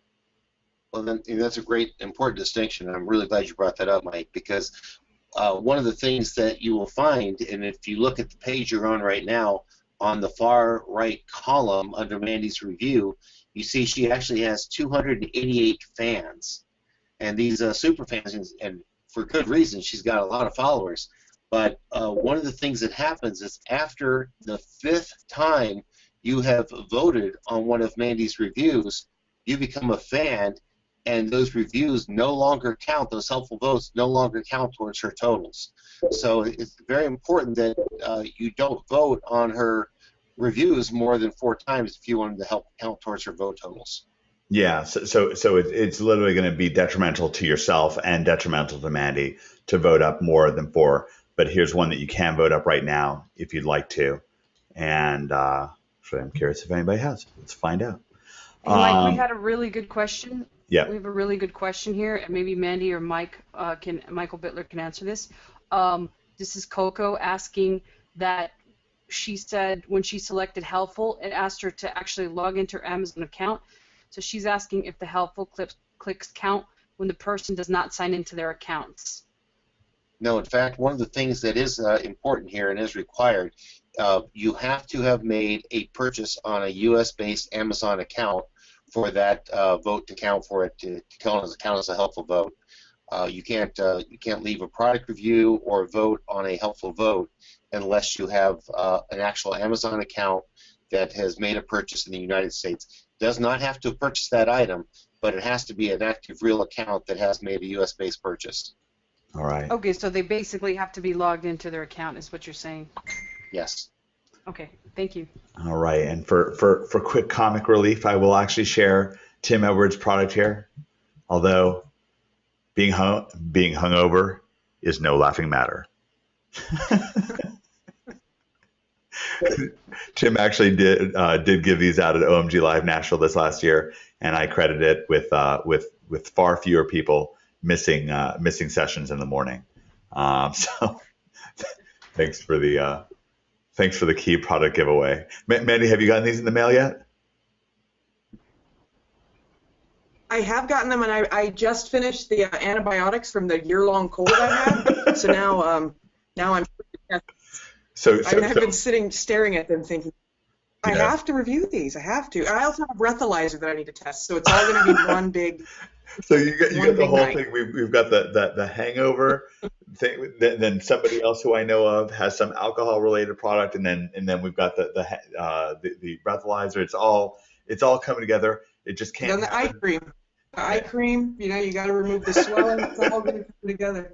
We've got it all. We've got it all coming together. All right. Well, we're right up against an hour and 45 minutes. I want to be able to transition this over to where I can drop everybody off at Sunday Fun Day. But to do that, there's a couple things I want to do. We're going to be fast paced here at the end. So we're going to get through a lot of stuff. I want to spend some time here with Brian Williams, and I want to bring on, I believe Chris Marshall is going to be on just for the last few minutes here to share a really nifty update. But what I want to do first is literally thank Mandy. Let's thank Mandy. Amanda Payne.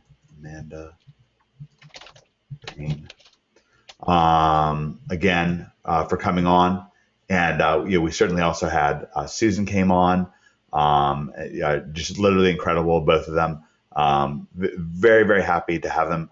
Not just, again, it's so different with OMG. It's not just like somebody who just stops by and, pops onto the show and says hello, and then, they're on to the next thing. I often, sometimes you'll hear these radio interviews on these various radio stations, where they'll have Taylor Swift or Flo Rida or whatever on the radio station, and it's not that Taylor Swift listens to them every day necessarily, but this is kind of a unique, cool situation where Lawrence is here, right? Lawrence is here. And actually, Lawrence, I actually mentioned you earlier today. I got a really cool earnings report from Lawrence. But anyways, whatever. But it's really, really wonderful to have Mandy and Susan as a part of our community. And obviously, it goes without saying, Michael Bittler and Liz, literally extremely, extremely grateful for you guys coming on this event. It's been a really juicy one. Mandy, thank you so much. No problem. Before we get off here, I'm getting a lot of questions about how to contact me and what I need. Can we address that before you're finished, or do I? No, are you sending something out? This is just one massive tease. I told you that. This whole event is just to make you want that review really badly, and then we're out of here. We're gonna go and we're gonna take Tim's hangover. No, I'm gonna tell you guys. I'm just joking. It's all good. I mean, I was going to have like a mic riot here. No, of course. We are going to do something. I was going to announce that at the end of the event, but I'll announce it now. So if you have a product that you'd like Mandy to review, I have like a very scientific, very automated process where you basically email me. So you can email me at omg@omgmachines.com and just tell me what you'd like her to review, and I will tell you what to do next. So email me at omg@omgmachines.com, just a short email or a long email, whatever. And I'll get back to you as quickly as I can, and I'll give you more information. So you can email me at omg@omgmachines.com. It's not very efficient to do it on Facebook. Facebook emails are a lot harder for me to keep track of. And we have used this process very successfully so far, and there's a little bit more to it, but I think it's pretty cool. So yes, if you'd like that, of course, theoretically you can contact Mandy directly, but it's just not going to be as nice, and it's not going to be as efficient as emailing me at omg@omgmachines.com. So even if you've already emailed Mandy, just go ahead and email me at omg@omgmachines.com. If you don't want to tell me what your product is, that's fine. You just tell me. I don't exactly want to say what my product is, but I'd like her to review it. But one way or the other, email me at omg@omgmachines.com. Thank you again, Mandy. I really, really appreciate your valuable time. Thank you so much for being a part of our community. No problem. It's been great. I've just, last note, I'm extremely disorganized, so contacting you directly is probably the best chance they have. Not that I would ever want to let anyone down, but I do it every day at home. So Well, and this is one of the things I said at the very beginning. This isn't when you joined OMG, it wasn't this done for you Mandy reviews you service. That's not what this is about. We will try, and you're phenomenally more likely to get reviewed by her. And we're clearly OMGers are winding up because this is a vetting process. One of the things that Mandy had to figure out how to do is to get more good quality products. She cares about quality products and reviewing them. And this is, a little bit more efficient getting emails from me than just getting, 50 random emails a day and nothing else. So we have a wonderful process here. But, as I'll explain in the email to you, you really want to check your expectations at the door as much as possible. Like Jack Harvell said, he's had incredible results with it, but that doesn't mean that everybody will, and so on. So, there's a bit more to it, but this is, obviously no matter what, just been an incredible wellspring of information for everybody about reviews. I don't think that anybody could have left this event not being literally much more educated when it comes to this whole process. And you've learned a lot about SEO as a whole. Now, one of the things I want to do, and about OMG and so forth, what I want to do is spend these last few minutes, we're probably going to wind up a little bit spilling over this, nothing I can really do about that. But once again, thank you, Mandy. Mandy, did you want to say a final word or anything else? nope, that's it. All right, great. All right, so thank you again, Mandy. I think this has been really exciting. I also want to thank Michael Bittler. Michael is really the one that made this happen. It just couldn't happen without Michael and Liz. And I really think that when you find out about all the stuff that Michael is sharing inside of the OMG community, that's unique information that Liz was really hoping he would share and that he is sharing, you're just going to stand up and cheer for him. He's going to be somebody who you're really going to fall in love with. So please also thank Michael Bittler, and of course it goes without saying, thank Elizabeth Danger Girl Herrera. Brian, are you there? Hey. Man, thanks for hanging out this whole event.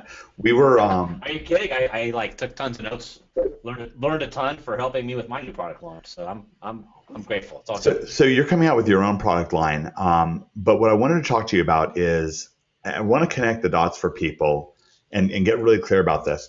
On the last event that we were on, we had Jack Harvell come out and he said, "Listen, guys, you're missing the boat if you don't know about partnering with product."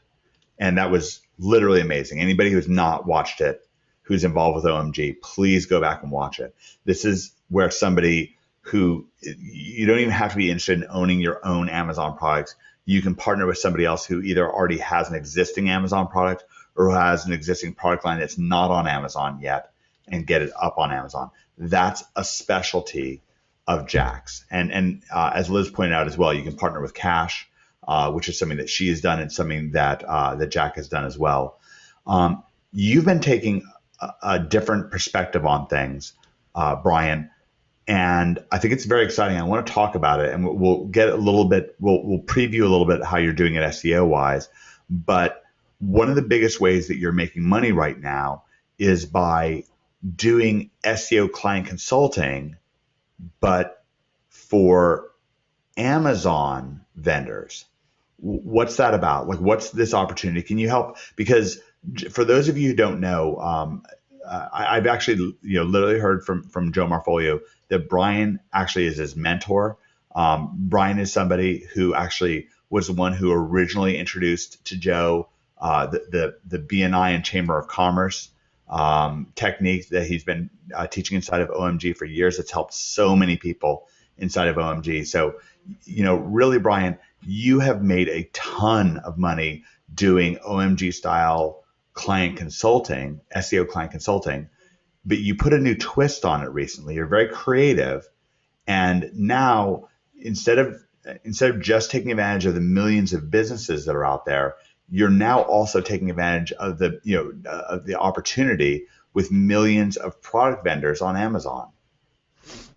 Absolutely. So I basically am doing a different type of partnering with Amazon sellers, and I'm using marketing as my collateral. So I've been marketing as a service for quite a number of years, and a friend of someone actually I worked with in that industry was launching his Amazon product line, and asked if I could help him market his Amazon products. And my answer, a couple of years ago was, I really don't know, but let's give it a shot. And started to apply video marketing, SEO marketing, advertising, retargeting, and some other lead generation, other things like that to his product line. And lo and behold, we got stellar results. And I mean, really incredible results. Can you give people an idea? Because this is extraordinary. So if you have an Amazon product that's doing well, so they're doing sales on Amazon, and you're relying primarily on Amazon search and Amazon advertising and internal Amazon, promotion, we'll call it, but you're not generating traffic from Google search, from YouTube search, from outside advertising. As soon as you get your product listed on Google search and or YouTube search, you're going to see a doubling to a quadrupling in your sales, somewhere in that neighborhood. So if you're selling 100 units a day and you're not on Google.com, front page, and then you get on there, you're going to double that, and maybe more. So it's a huge thing that we can do to help these Amazon sellers, because most of them are not. They either don't have the time or the knowledge or both to do anything except for be, buried in their Amazon sales business when it comes to, product and service and fulfillment and returns and, whatever they're doing to do their Amazon business. So they don't have time or desire to learn how to do anything but that. And so we come in and help them with their outside marketing. And it's extremely profitable for the client, and it's extremely profitable for me. So how we know, because of Joe, we've got a pretty good idea of how you would approach somebody at a BNI or at a Chamber of Commerce, and thank you so much for that. How do you field that business conversation with an Amazon vendor to win them over to where you're in that business relationship where you can literally benefit to a huge financial extent? Well, it kind of starts with a lot of what Mandy was saying earlier, and I kind of use the human approach and attempt to relate to the person who's selling their products. And you can contact any Amazon seller very easily through Amazon. That's usually how I start. If you just click on the Amazon seller link, there's a little button or link that says Contact Seller, and I'll just message them through Amazon, and I'll usually ask them a question like, "Hey, I noticed you're selling, kids backpacks on Amazon. How's that going? I've got kids that go to school. They use backpacks, and I just start engaging them with a conversation, and then if they respond, and not a lot of times they don't respond, but if they do respond, then I might go back again and say, hey, by the way, I've been helping some Amazon sellers, double their sales by generating Google organic and YouTube organic traffic to their Amazon listings. I'm going to go buy your backpack right now to check it out, but if you're interested, let me know. And you just kind of be personal. You don't have to sell them. You don't have to do any kind of voodoo magic on them.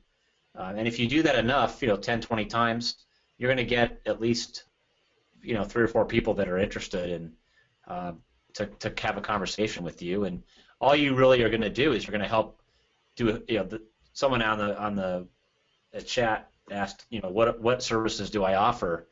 It's really 3 things. Number 1, I'm going to put a video on Google search for their best keywords, whatever those happen to be. And the training for that's already in OMG, so you already have that. Number 2, I'm going to apply OMG-style SEO to their Amazon sales page so that we can get their Amazon page also ranked on the first page of Google. And then third, and for my more advanced clients, we will do some paid advertising with retargeting and things like that. So those are the 3 services I offer to Amazon customers. Jack Harvell was really impressed with what you just said, and he wants to help impress upon people the importance of what you said about how you're contacting people. Obviously, this is something he's had success with as well. I want to help reinforce this message. I'm going to unmute Jack here. Jack, are you there? Yes, sir. So I saw a lot of caps from you, which I normally don't see. You felt like that was a pretty important point there. Heck yeah, man. He's right on the money. He's right on the money. I've talked to actually a few OMGers who have tried it that way, and he knows how to do it the right way.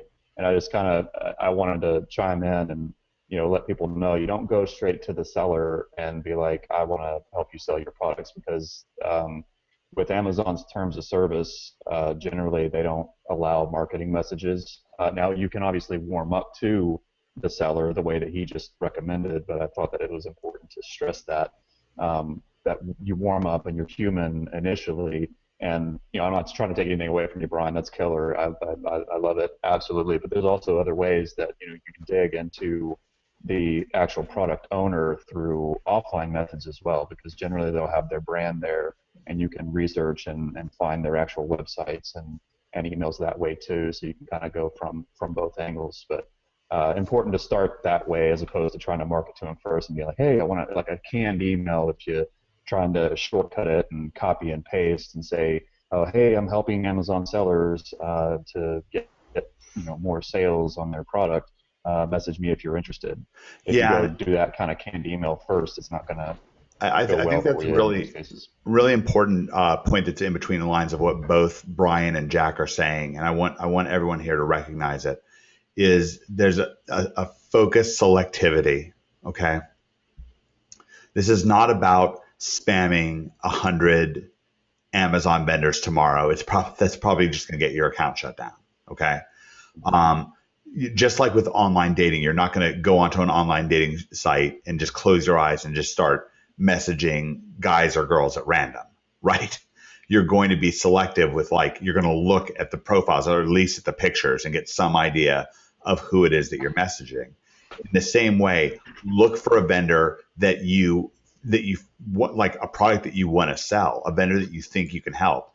Maybe they're on page 3 and you can get them onto page 1.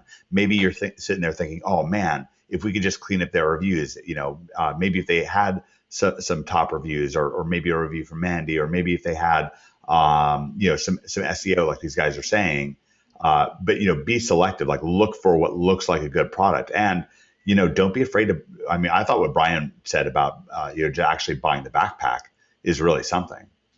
Yeah, this is super important. Like a lot of people, when I started with the client consulting, were asking, well, how do I get $5,000 or $10,000 a month from a client? I can only get like $500. Well, it's because I am selective, and I'm as if not more selective with an Amazon seller for a bunch of reasons. Not the least of which is I'm only going to work with one seller in a niche, period, on Amazon, and I'm also not going to compete with them with my own products that I'm coming out with. So if I take on an Amazon seller as a client, I basically have eliminated myself from the field for helping another Amazon seller with the same kind of product, and I've also eliminated myself from partnering with somebody to launch a product in their niche because I'm not going to go compete with them. So for those 2 reasons, I'm super selective. So I want to work with someone who's got quality products, who's not just a fly-by-night, trying to make a quick buck on Amazon.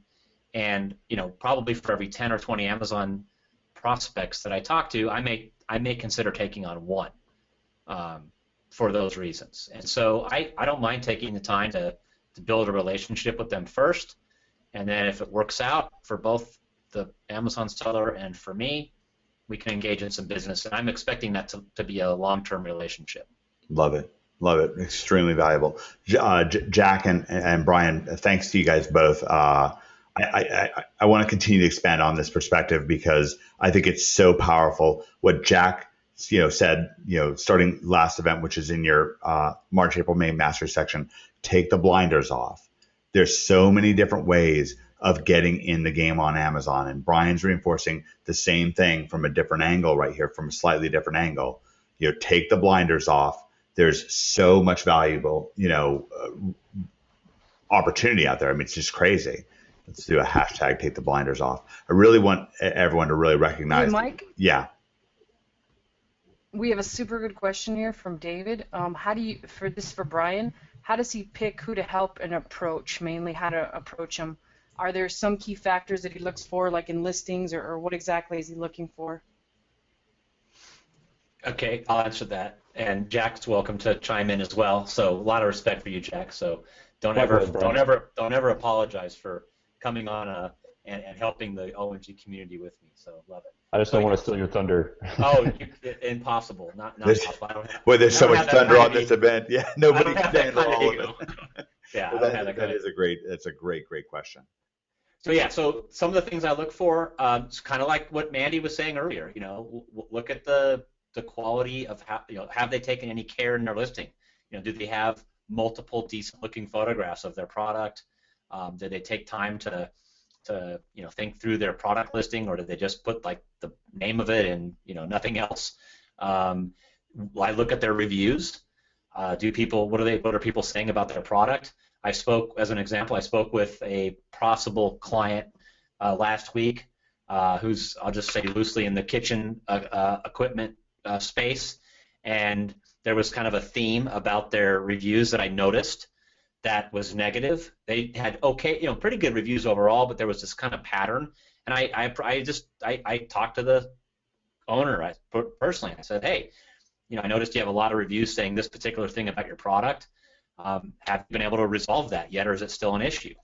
So don't be afraid to engage that kind of conversation. Number one, it shows that you care about what you're doing, and number two, if the guy's like, oh yeah, if he had some stupid response like, yeah, we're not really dealing with it, then I probably wouldn't take him on as a client. But in this particular case, they actually had dealt with that problem, and the new inventory won't have that problem. So, so I look at the reviews and I talk about that. I almost turn it around as if I'm interviewing them as well, because I need to be able to market their product. So in order to market their product, I'm going to be making a video or dozens of videos, right? Well, I got to know what I can put in those videos. How can I sell it? What's my script going to look like? I'm looking a little bit downstream. So in order for me to believe in their product, I really have to believe in what's behind the product. And if I can't, I just won't work with that particular person. So in this case, this particular person seemed to have their act together. So we're in negotiations now. What else can I say? Are they accessible? Like, do they blow me off 10 times when they say, oh yeah, give me a call at the office at 10 o'clock on Tuesday, and I call and they're not there? Or do they pick up the phone and are they excited about talking with me? If they blow me off, forget about it. If they don't value what I'm going to do for them, if they don't value me from the beginning, then it's not going to work. So, I know some of you might be really hungry to get your first client, and you may take more, more slaps around, as a result. I sure did when I was just starting out. But try to set some standards for yourself even early on if you're quote unquote, need a client, but still try to set some standards for yourself and be particular. Awesome. Jack? And one more thing, Brian. Jack, or both of y'all, everybody wants to hear this, so it'd be beneficial for both of y'all to answer. What do you all charge to these people? Is there equity position, or is it just getting paid for the marketing? And is it an ongoing thing, a monthly thing? So we got about 4 or 5 questions asking that to both of y'all. Wow. Yeah, there's a lot of variables there. And so the answer is yes, I have considered, and I do have equity in some of my client relationships, not all. So there's an answer to that. I'm sure Jack has a perspective there. 2, in terms of, I want Jack to answer this question too, because he's got a whole unique perspective as well. Number 2 is in terms of pricing. For me, I need to have enough money in it that I can do. I know I'm going to succeed, right? Even if I have to spend a lot of what they pay me initially to get the results that they need. So I like to make sure I've got that in my coffers, and so that everybody's happy. So I'm looking, I ask a lot of questions like, how much sales velocity are you doing now? What's your profit margin? If they hesitate and won't answer that, it's probably not going to work out for us. Because I want to get a sense of what this market can bear. Because I know that I'm going to at least double their sales. So if I double their sales, and in doing so, it's going to be an increase of, let's say, $50,000 a month in revenue, which is going to be an increase of, let's say, $20,000 a month in profit for them, then I know, if I price my service at, $3,000 to $5,000 a month, it's going to be well worth it for my client. So that's kind of how I look at pricing, and I'm looking for those types of opportunities. So to kind of give you all a perspective. Jack, what do you have to say? Yeah, I want to back up for a second real quick so that it can kind of we can kind of lead into the second question. I'm going to back up to how I actually look for clients. I do it in or sellers on Amazon. I do it in much the same way I would find a supplier. Sometimes I'll find a niche that has opportunity, and I'll initially look for a supplier, but I don't limit myself. And again, this goes back to taking the blinders off and saying, I find a supplier that has a quality product. But if I keep looking for just product opportunities as opposed to partnership opportunities or supplier opportunities, I always ask the question, what more do you have to a quality supplier? So I can expand my product lines out within that supplier that I've already located that has a really good high quality product. It's like expanding out with what they already do well so that I can expand my brand even faster without spending 10 more years on finding another quality supplier. I do this in the same way with Amazon sellers. I like to look at additional products that they sell within their brand. So if it's a seller that might have only like one or two products, I usually kind of skip over those because I don't believe there's going to be enough value with that particular client. I'll look past them and go to somebody who has kind of a poor ranking and say on the second or third page of Amazon or even deeper, but they also have a lot of other products that I can help them out, and I can increase my basis into their company. Now the way that I do this is I only strictly do equity. Like I've never done month to month with an actual Amazon client because it's just I want to make it more worth my time, and in a lot of cases with the client, it makes them feel like I have more of a vested interest in making it work. Now, that doesn't mean... Jack, can I interject a question to you that I feel like might help round this out?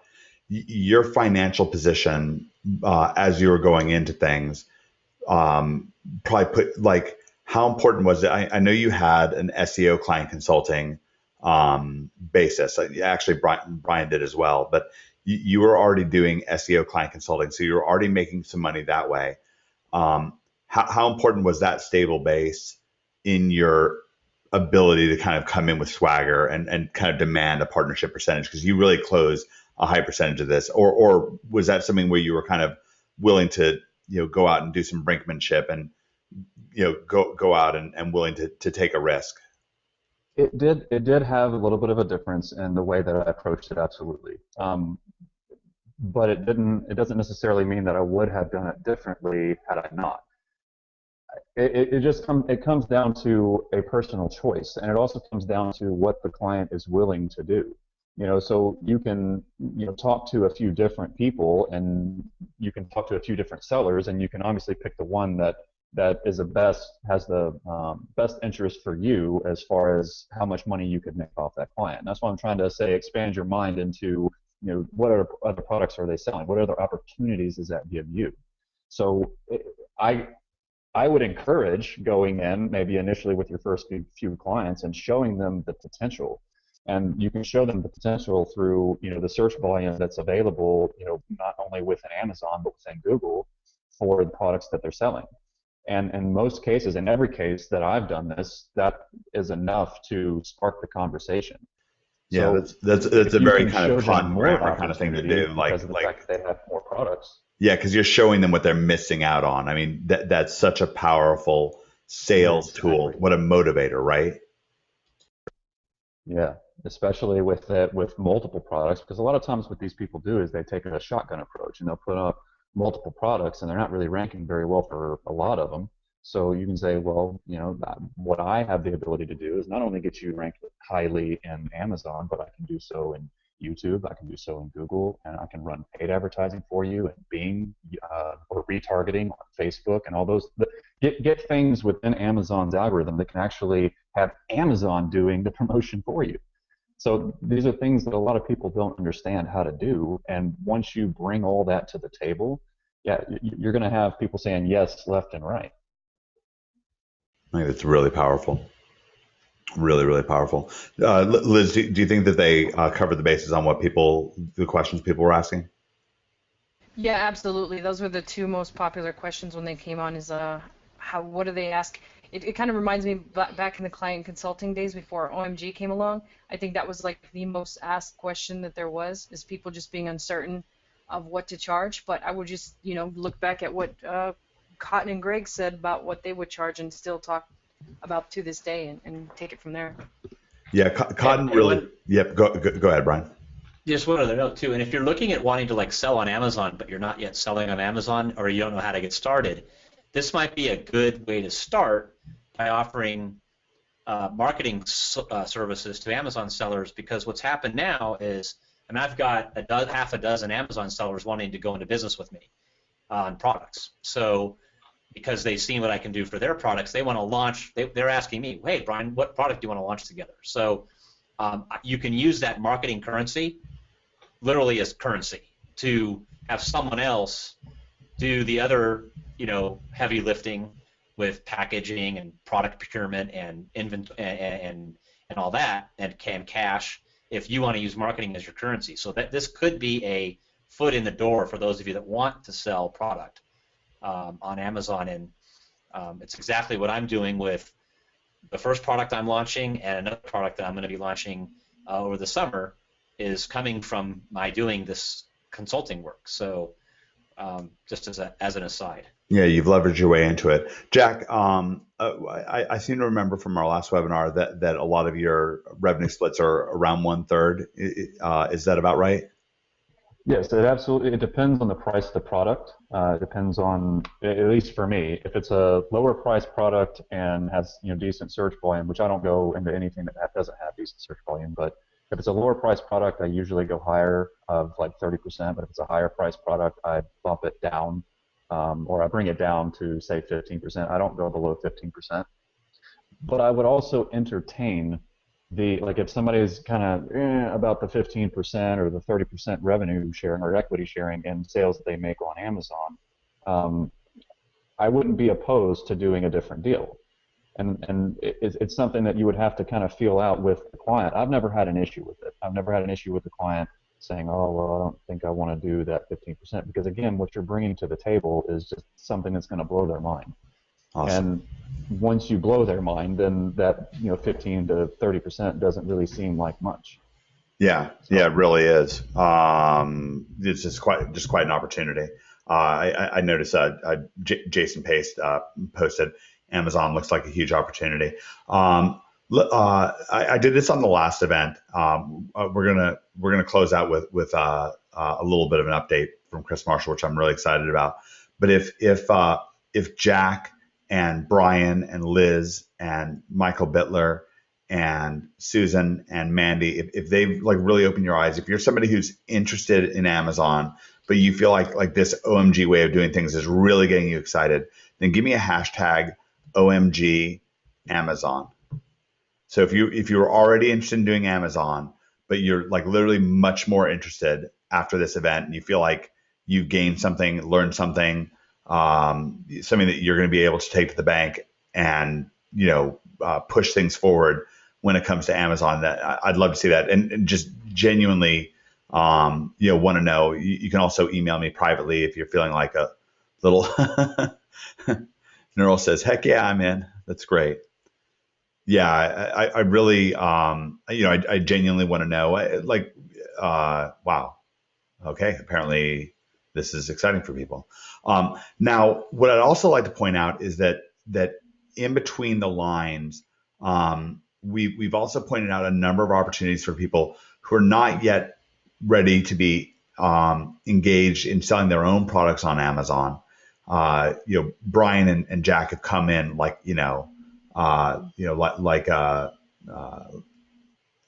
rocket shot at the end here, really, really showing how even if you don't have your own product, that you can help somebody else with their product. You can partner with them. You can potentially do client consulting with them, join forces in that way. And obviously, I think that it'd be pretty hard not to have gained some invaluable marketing perspective on this event that you can use, in your overall OMG business. But if you're somebody who wasn't already interested in Amazon, but who gained like a little bit of something, a little bit of a new perspective on things, and now maybe you are interested in doing Amazon, or maybe you are interested in partnering with product like Jack does, or doing some Amazon client consulting. You're already doing SEO client consulting. Then again, give me a hashtag OMG Amazon if you're Actually, hey Mike, can we do something for my entertainment here? Oh yeah. Hashtag freaking out. Come on. Man. Let's get a hashtag freak out for Jack. Hashtag freaking out. Yeah, if you're freaking out right now, if you're like, man, this is awesome. More really is more. And I'm into this. I mean, I'm just freaking fired up. If you're freaking out right now, and I would love to see, Neural gave us a hashtag freaking out. That's awesome. Yeah, for sure. Like for real. Like, we did this on the last event, but if you're really freaking out right now, if you're like, man, if you're getting it, like, look, there is money flying all over the place, all over the place. I went to Whole Foods this morning, and people are just buying stuff. They're buying stuff here, there, and everywhere. I went to get a massage, and I walked out with like some weird foam rolly ball and a lacrosse ball. It was the weirdest thing I've ever seen. Just buy stuff. People are just buying stuff. They're buying stuff all over the place. You heard about some of these products that Mandy's reviewing. She didn't even know what they are. People are putting out products that didn't even know what they are. It's like, hey, it's something. Who knows? But then people are buying it, right? So there's money flying around all over the place, and we're decoding for you how it is that we're making money. This isn't theory. This isn't what we think is cute or oh, well, I thought of this idea. This is kind of neat. This is how Brian's making his money. This is how Liz is making her money. How Michael Bittler's making his money. This is real world stuff that's going on right now. This is where the money's being made right now. So I hope you are freaking out. Like, we had like 3 people say they're freaking out. Just 3 people? Is that it? 3 people. Unbelievable. I thought more than 3 people would be freaking out. I guess that whole trick doesn't really work when it's on Facebook and everyone else can see that there's 2.2 million people saying it. But I'm trying to motivate you. Like, hopefully you're freaking out. Let's give Jack just a few more hashtag freaking out. Actually, we're at 694 comments right now. I think we hit 750 last week. Are we really 50 comments worse this week? Okay. I think so. I don't know, but they haven't seen the they haven't. I'm not feeling it. I don't know if I'm going to be able to come back on. Wait a second. Jack is practicing some more brinkmanship here. He may not be able to come back unless we get some freakouts. I'm freaking out over Brian, man. He's dropping bombs too. He is dropping bombs. Liz and Michael Bittler. By the way, guys, if you want to talk about freaking out, wait till you see what Michael Bittler and Liz have in store for you. The stuff that they put together today, that's sitting like right there on my hard drive, ready to go, ready to be locked and loaded. Got a hashtag comeback from Tim Edwards, P. Miller. Yeah, we're getting a lot more emotion out of people. We're at 712, 713. I don't know, guys. If we don't beat last week, I don't know. Maybe we got a little bit of pepper to put us over the top. I think we have a little bit of an update here. And by the way, Sunday Fun Day is underway for 26 minutes. I'm trying to get everybody over there, but I want to wind up with a final update. Chris Marshall, are you there? Good evening, Mike. How are you? Chris, we got to get this thing over 750 comments so Jack Harvell will come back. Can you think of anything to tell people? Can I have a hashtag as well then? Yeah. What hashtag do you want? I don't know. What can we have? Show me the update or something. I don't know. Can we get a hashtag show them the update? Does anyone want an over the shoulder update? Give me more. Oh, hashtag give me more. Ooh, that's better. That is good. We started the event. This is the more is more event. Give me more. All right, let's get a hashtag give me more, because what we have inside of our Hello, Brian, as well. Yeah. So what we have inside of our OMG Amazon e-commerce over-the-shoulder series, we have these videos, and these are videos where Chris and Joe use OMG exclusive software. Let me just log in here. To do some chicanery. They're working on our boy. My computer's just completely. My computer's freaking out now. I don't know if like getting all those updates or something like that just makes it go crazy. There we go. Well, maybe not. All right, so you and Joe sat down and you used your local lead explosion software. This is something that Carrie Dukes first showed us, this technology, how it all works, and then you got in there and actually gave us a software solution for this. And so can you give us the overview of what you guys did in this series? Again, we're talking over the shoulder here. This is where the money's being made right now. We're working on Elite Serum. These are the over the shoulder videos. And this is you and Joe. And what did you guys do here? What's the basic idea?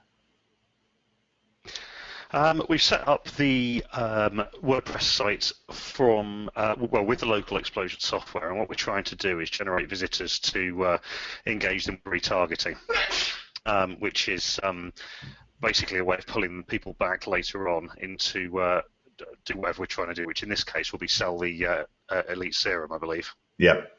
Product. Which so what we did was we set up our WordPress site with 25,000 odd posts, something like that, on it, all basically targeting Botox related keywords. Did you say 25? You said 2,500. That's an amazingly large website. Yeah, well, we add another zero, and then 25,000 is what we aimed at. 250 pages. That's amazing. Did you guys do this by hand? 250 pages. Sorted by hand, yeah. Yeah, that's it. Joe's actually on the webinar. I don't know if you want to pull him on. Oh, is Joe on? Street Smart Joe? Street Smart Joe. Yeah, he's. Let's get him on here. My partner in crime when it comes to Botox. All right, let's get him on here. So we set this site up, and this is probably going back no more than a couple of weeks. I'm not even sure it's that long ago, but. Joe and I sat down on, I think it was a Sunday evening. Yeah, I think it was right around a week ago, actually. Was it only a week? Wow, a long week. Yeah, it was for Joe. Joe had a son. Let's get it. By the way, speaking of gratuitous hashtags, let's get a hashtag Maxmo. We have a brand new Morpholio in the family. Our newest OMGer, Morpholio. Is that Congratulations, Mr. Marfolio. What's Maximo's full name? It's Maximiliano. Maximiliano. Let's get a hashtag Maxmo for Maximiliano. This is one of our. He's the newest and littlest OMGer. We wanted to give him a real easy name because just like his last name, Maximiliano Morfolio. Yeah. He's set up for a rough kindergarten year. So let's give him a hashtag Maximo just so he can, so he has his first awesome nickname. So congratulations. And during the whole mayhem leading up to Maximo's debut, Joe, can you give us the rundown on what you and Chris did and what the results are that we've gotten? I mean, this is really Chris. I mean, he's the one. This is his software, and he really led the charge on this site. We basically put up an article, and it's all in the over the shoulder, and we got a ranking all over the place for the term Botox. I think it's Botox deals, Botox specials, Botox offers. So we're in like some of the smaller cities and some of the longer tail keywords. And it's bringing in traffic, right? We're getting traffic to the site. Are we already getting traffic? Yeah, I think the other day yesterday we got like 47 visits. Holy cow! And yeah, so we're starting to get traffic, and then the next stage is to set up the retargeting, right? And the thing with this is, and I love this webinar. I hopped on late, but man, what I love about this webinar is there's so many people on that are actually doing this stuff, and they know what it takes to succeed. I mean, we put up that one page. I thought we were supposed to make things up and just tell people what. That's easy, right? Yeah. Just yeah. No, and I mean, so like even with this, we put up the one page, and we're going after I think deals and specials, and we're starting to get traffic. I mean, you know, maybe we're getting the traffic we want, maybe we're not. Then we try something else, and until we find that sweet spot. And what can happen when you find the sweet spot? You actually have a client, because this doesn't just work for Amazon. You actually have a client that you're using this to generate phone calls in a pay-per-lead fashion. How many calls has this been generating for them? I think actually it was like 26 calls or something in less than 7 days. 26 calls in less than 7 days. And how valuable are those calls to the client? Huge, because this client, his specialty, he sells a product he makes at an average of about $1,500 to $2,000. And from those calls, I think it was when I first put it up, he sold 9 in 2 weeks. 9 in 2. Is this the site you showed me, Joe? Yeah. Wow. And, I had no idea it was doing that well. And that's why, I mean, look, he's been a client for a long time, and I tripled his business when we first started working together, and we were doing some brainstorming for some other things, and Chris just happened to So is that a $13,000 in business for him already? Yeah, whatever, yeah. So that's like at least that. I think 1,500 times whatever that is, but it's but now it since the site's been up, it's getting more and more. I haven't even talked to him because I just saw the call report and I saw that he had like 26 calls in a week, which is huge. And those aren't calls from his site. That's just from this lead site I built. So he's still getting, and the lead site clicks over to his site, so he's still getting more business. Yeah. But I was just happened to I talked to my client, and I was talking to Chris Marshall, and I said, well, let's try it, and boom, man, it worked. So. And so now we're trying it on Amazon. We've gotten as many as 47 visitors in a day. And the way it works is this is your traffic generating site right here. It links to the money getting site, but also automatically builds our retargeting list. So when a visitor hits our lead explosion site, it's going to head straight over to the retargeting list and then click in. Then they have the opportunity to click into the money site. And then from the money site, they can go ahead and go to our Amazon listing and make a purchase. Can I pull up Google.com? Can you give me a keyword to search for, Chris?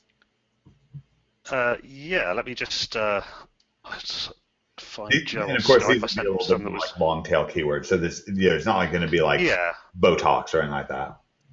Absolutely. So, I mean, Hey, Mike. There was some. Yes, Liz. I just wanted to point out that the strategy that these guys are using is actually a similar strategy that I was using on YouTube. Just because I'm good at YouTube, I'm not really good at like Google SEO. But just alone listening to that tip from them about putting specials or adding that at the end just gave me a great idea. So thank you, Joe and Chris. Hey, no problem. Yeah. Was that Liz then? Sorry, I was on a different screen. Yeah, no, and Liz, man, I'm so glad you came aboard. This webinar to me is exciting, man. I love it.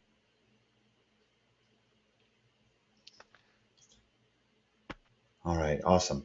Chris, so can you give us a keyword search? Yeah, do you want me to fire them in the box, or do you want me to just read them out? Yeah, you can just give me one. Okay, try Botox Gardener deals. Gardiner. That's just the first local place that happens to have come up. Gardener's, where is that, in Maine? Yes, it is, yeah. So hopefully, if you scroll so down here we are right below here. the ads, there you go. A number one result there. But then you can then change it around. So if you put Gardener Maine deals, if you did Botox Gardener specials, whatever you happen to vary it up with. The idea is that, okay, you're not going to get a huge number of people on through any one of these keywords, but when you've got 25,000 different pages all doing the same thing, obviously that mounts up pretty quickly. Yeah, this one out. Oh, we're number 5 here. Let me click on it and show everybody this page, and we'll spruce this up at some point. But they come, they see this page, and then they have the opportunity to. And it's also, by the way, a particular technique that I'm teaching here that we learned from another OMGer in terms of the conversion. So that's so at this point we already have hundreds of page 1 rankings. Is that correct? Yeah, I think Joe and I had a quick look through for this specific example earlier, and I think you can change the word deals for specials, offers, cost, price, whatever you want that's in the article really, and you'll find them all ranking there. You can switch the the local modifiers around and put them at the beginning or whatever. So it doesn't really matter what the user types in as long as it's a variation with sort of Botox, the location, and specials, deals, cost, price, whatever it happens to be. We're pretty much there across the board. So hopefully you get the idea when you multiply that across 25,000 locations or so. You get quite a lot of potential for traffic every day. I think Joe was saying to me earlier on he was seeing 26,000 pages indexed or something, which was quite good because we've got 25,000 locations, and obviously when you add all the category pages, the tag pages, and everything else in, that's probably just about fully indexed now, I would think, in a week. Wow, in 1 week. Yeah. I mean, and again, with only 20 PBM backlinks, you guys were quickly able to rank the site, so that's very impressive. Yeah, absolutely. I mean, I think it certainly had one of the numbers out of 20. So I think it was the 0, not the 2 as well. So, I'm once again being facetious. Not a single link. There are 0 backlinks to this website. 0 backlinks. Just jokes, guys. Just jokes. And too, Mike, on that site, the thing is we put that site up, and right, it's not beautiful, but we got the important thing is we got it up. If we spent time making sure the site was just perfect, we still wouldn't have the site up probably. Oh yeah. So what we like to do is get it up, put it up, see if it's getting traffic, the traffic we want. If it's not, we change the keywords until we get the traffic, and then what we'll do is just spruce up the site a bit. Love it. Love it. There's a few people asking in the question box where they can get hold of this, and it's in the OMG members area under website structure, and then look for me, Chris Marshall, at the bottom of the menu. Yep. And also there's also a lot of people asking about this. Yep. This update that's coming as well, which we don't know. We don't know is the answer to it. But as you've just seen with this site, it took a week to get from nowhere to here. Yeah, so it's obviously not working anymore. Yeah. No, that's it, absolutely. Yeah, people have been asking me that all the way, and it's like, well, they're working. What can I say? Google don't tend to give away too much information in advance, but yeah, we shall see. Let me tell you guys, if Google's barking, they're not biting. It's just like a dog. But anyway, did you say that out loud, Michael? I just did. I did. It's the end of the webinar. Matt Cutts is already out of here. All right, guys. So thank you. That was a wonderful update. And I want to get everyone over to Sunday Funday. You can get your questions answered in the Beginners Acceleration and Support Facebook group. It's right here. And we'll be starting, actually, I think we're like 40 minutes late. So hopefully I haven't somehow accidentally tanked Sunday Funday here. But let's see. Yeah, my computer's all hung up anyway, so it hardly matters. So anyways, we'll jump in, and I believe Brad Mabry's on hand. And oftentimes Chris Marshall's in there, and I believe also Gregor Ortiz. So we're gonna wrap things up. But if you've enjoyed yourself and had a good time today, just give us a hashtag boom, and we're out of here. I want to thank everybody. It's been incredible having you on the event, and really a special thank you to Liz. She's she's quarterbacking this entire Amazon operation for OMG. Her expertise, her passion, it's made this all possible. It's all absolutely wouldn't even be a shadow of what it is now without what Liz has put together for us here. Liz, thank you so much. Thank you, everyone. I appreciate it. All right, great. All right, so we're going to jump over into Sunday Funday. Let me see if I can get my my Beginners Acceleration and Support page to load. Won't seem to load. So hopefully I can get that up. And so if you go into this this thread, either there is or will be a Sunday Funday thread up very shortly where you can get your Amazon questions answered and your general Google SEO questions answered. And I'll make sure that that's in there shortly if it isn't already there. All right, everyone, thank you so much for coming on this event. Michael Bittler, thank you so much. Really appreciate really looking, and I know everyone's looking forward to your Over the Shoulder series. Thank you so much for coming on. Great, Mike. Thanks for having us on. Glad to be part of the community. Absolutely. And of course, Brian and Jack, thank you guys so much. Really appreciate you guys coming on. My pleasure. Happy to be here. Sorry, Brian. That's all right. All right, great. And finally, Mandy, the woman of the hour. I think that it was really electrifying having you here today. Mandy had to leave a little bit ago, Mike, but she was very happy to be part of the group as well. Great, wonderful. All right, everyone, thanks so much, and God bless you all. See you in the Beginners Acceleration and Support group for Sunday Fun Day starting right now.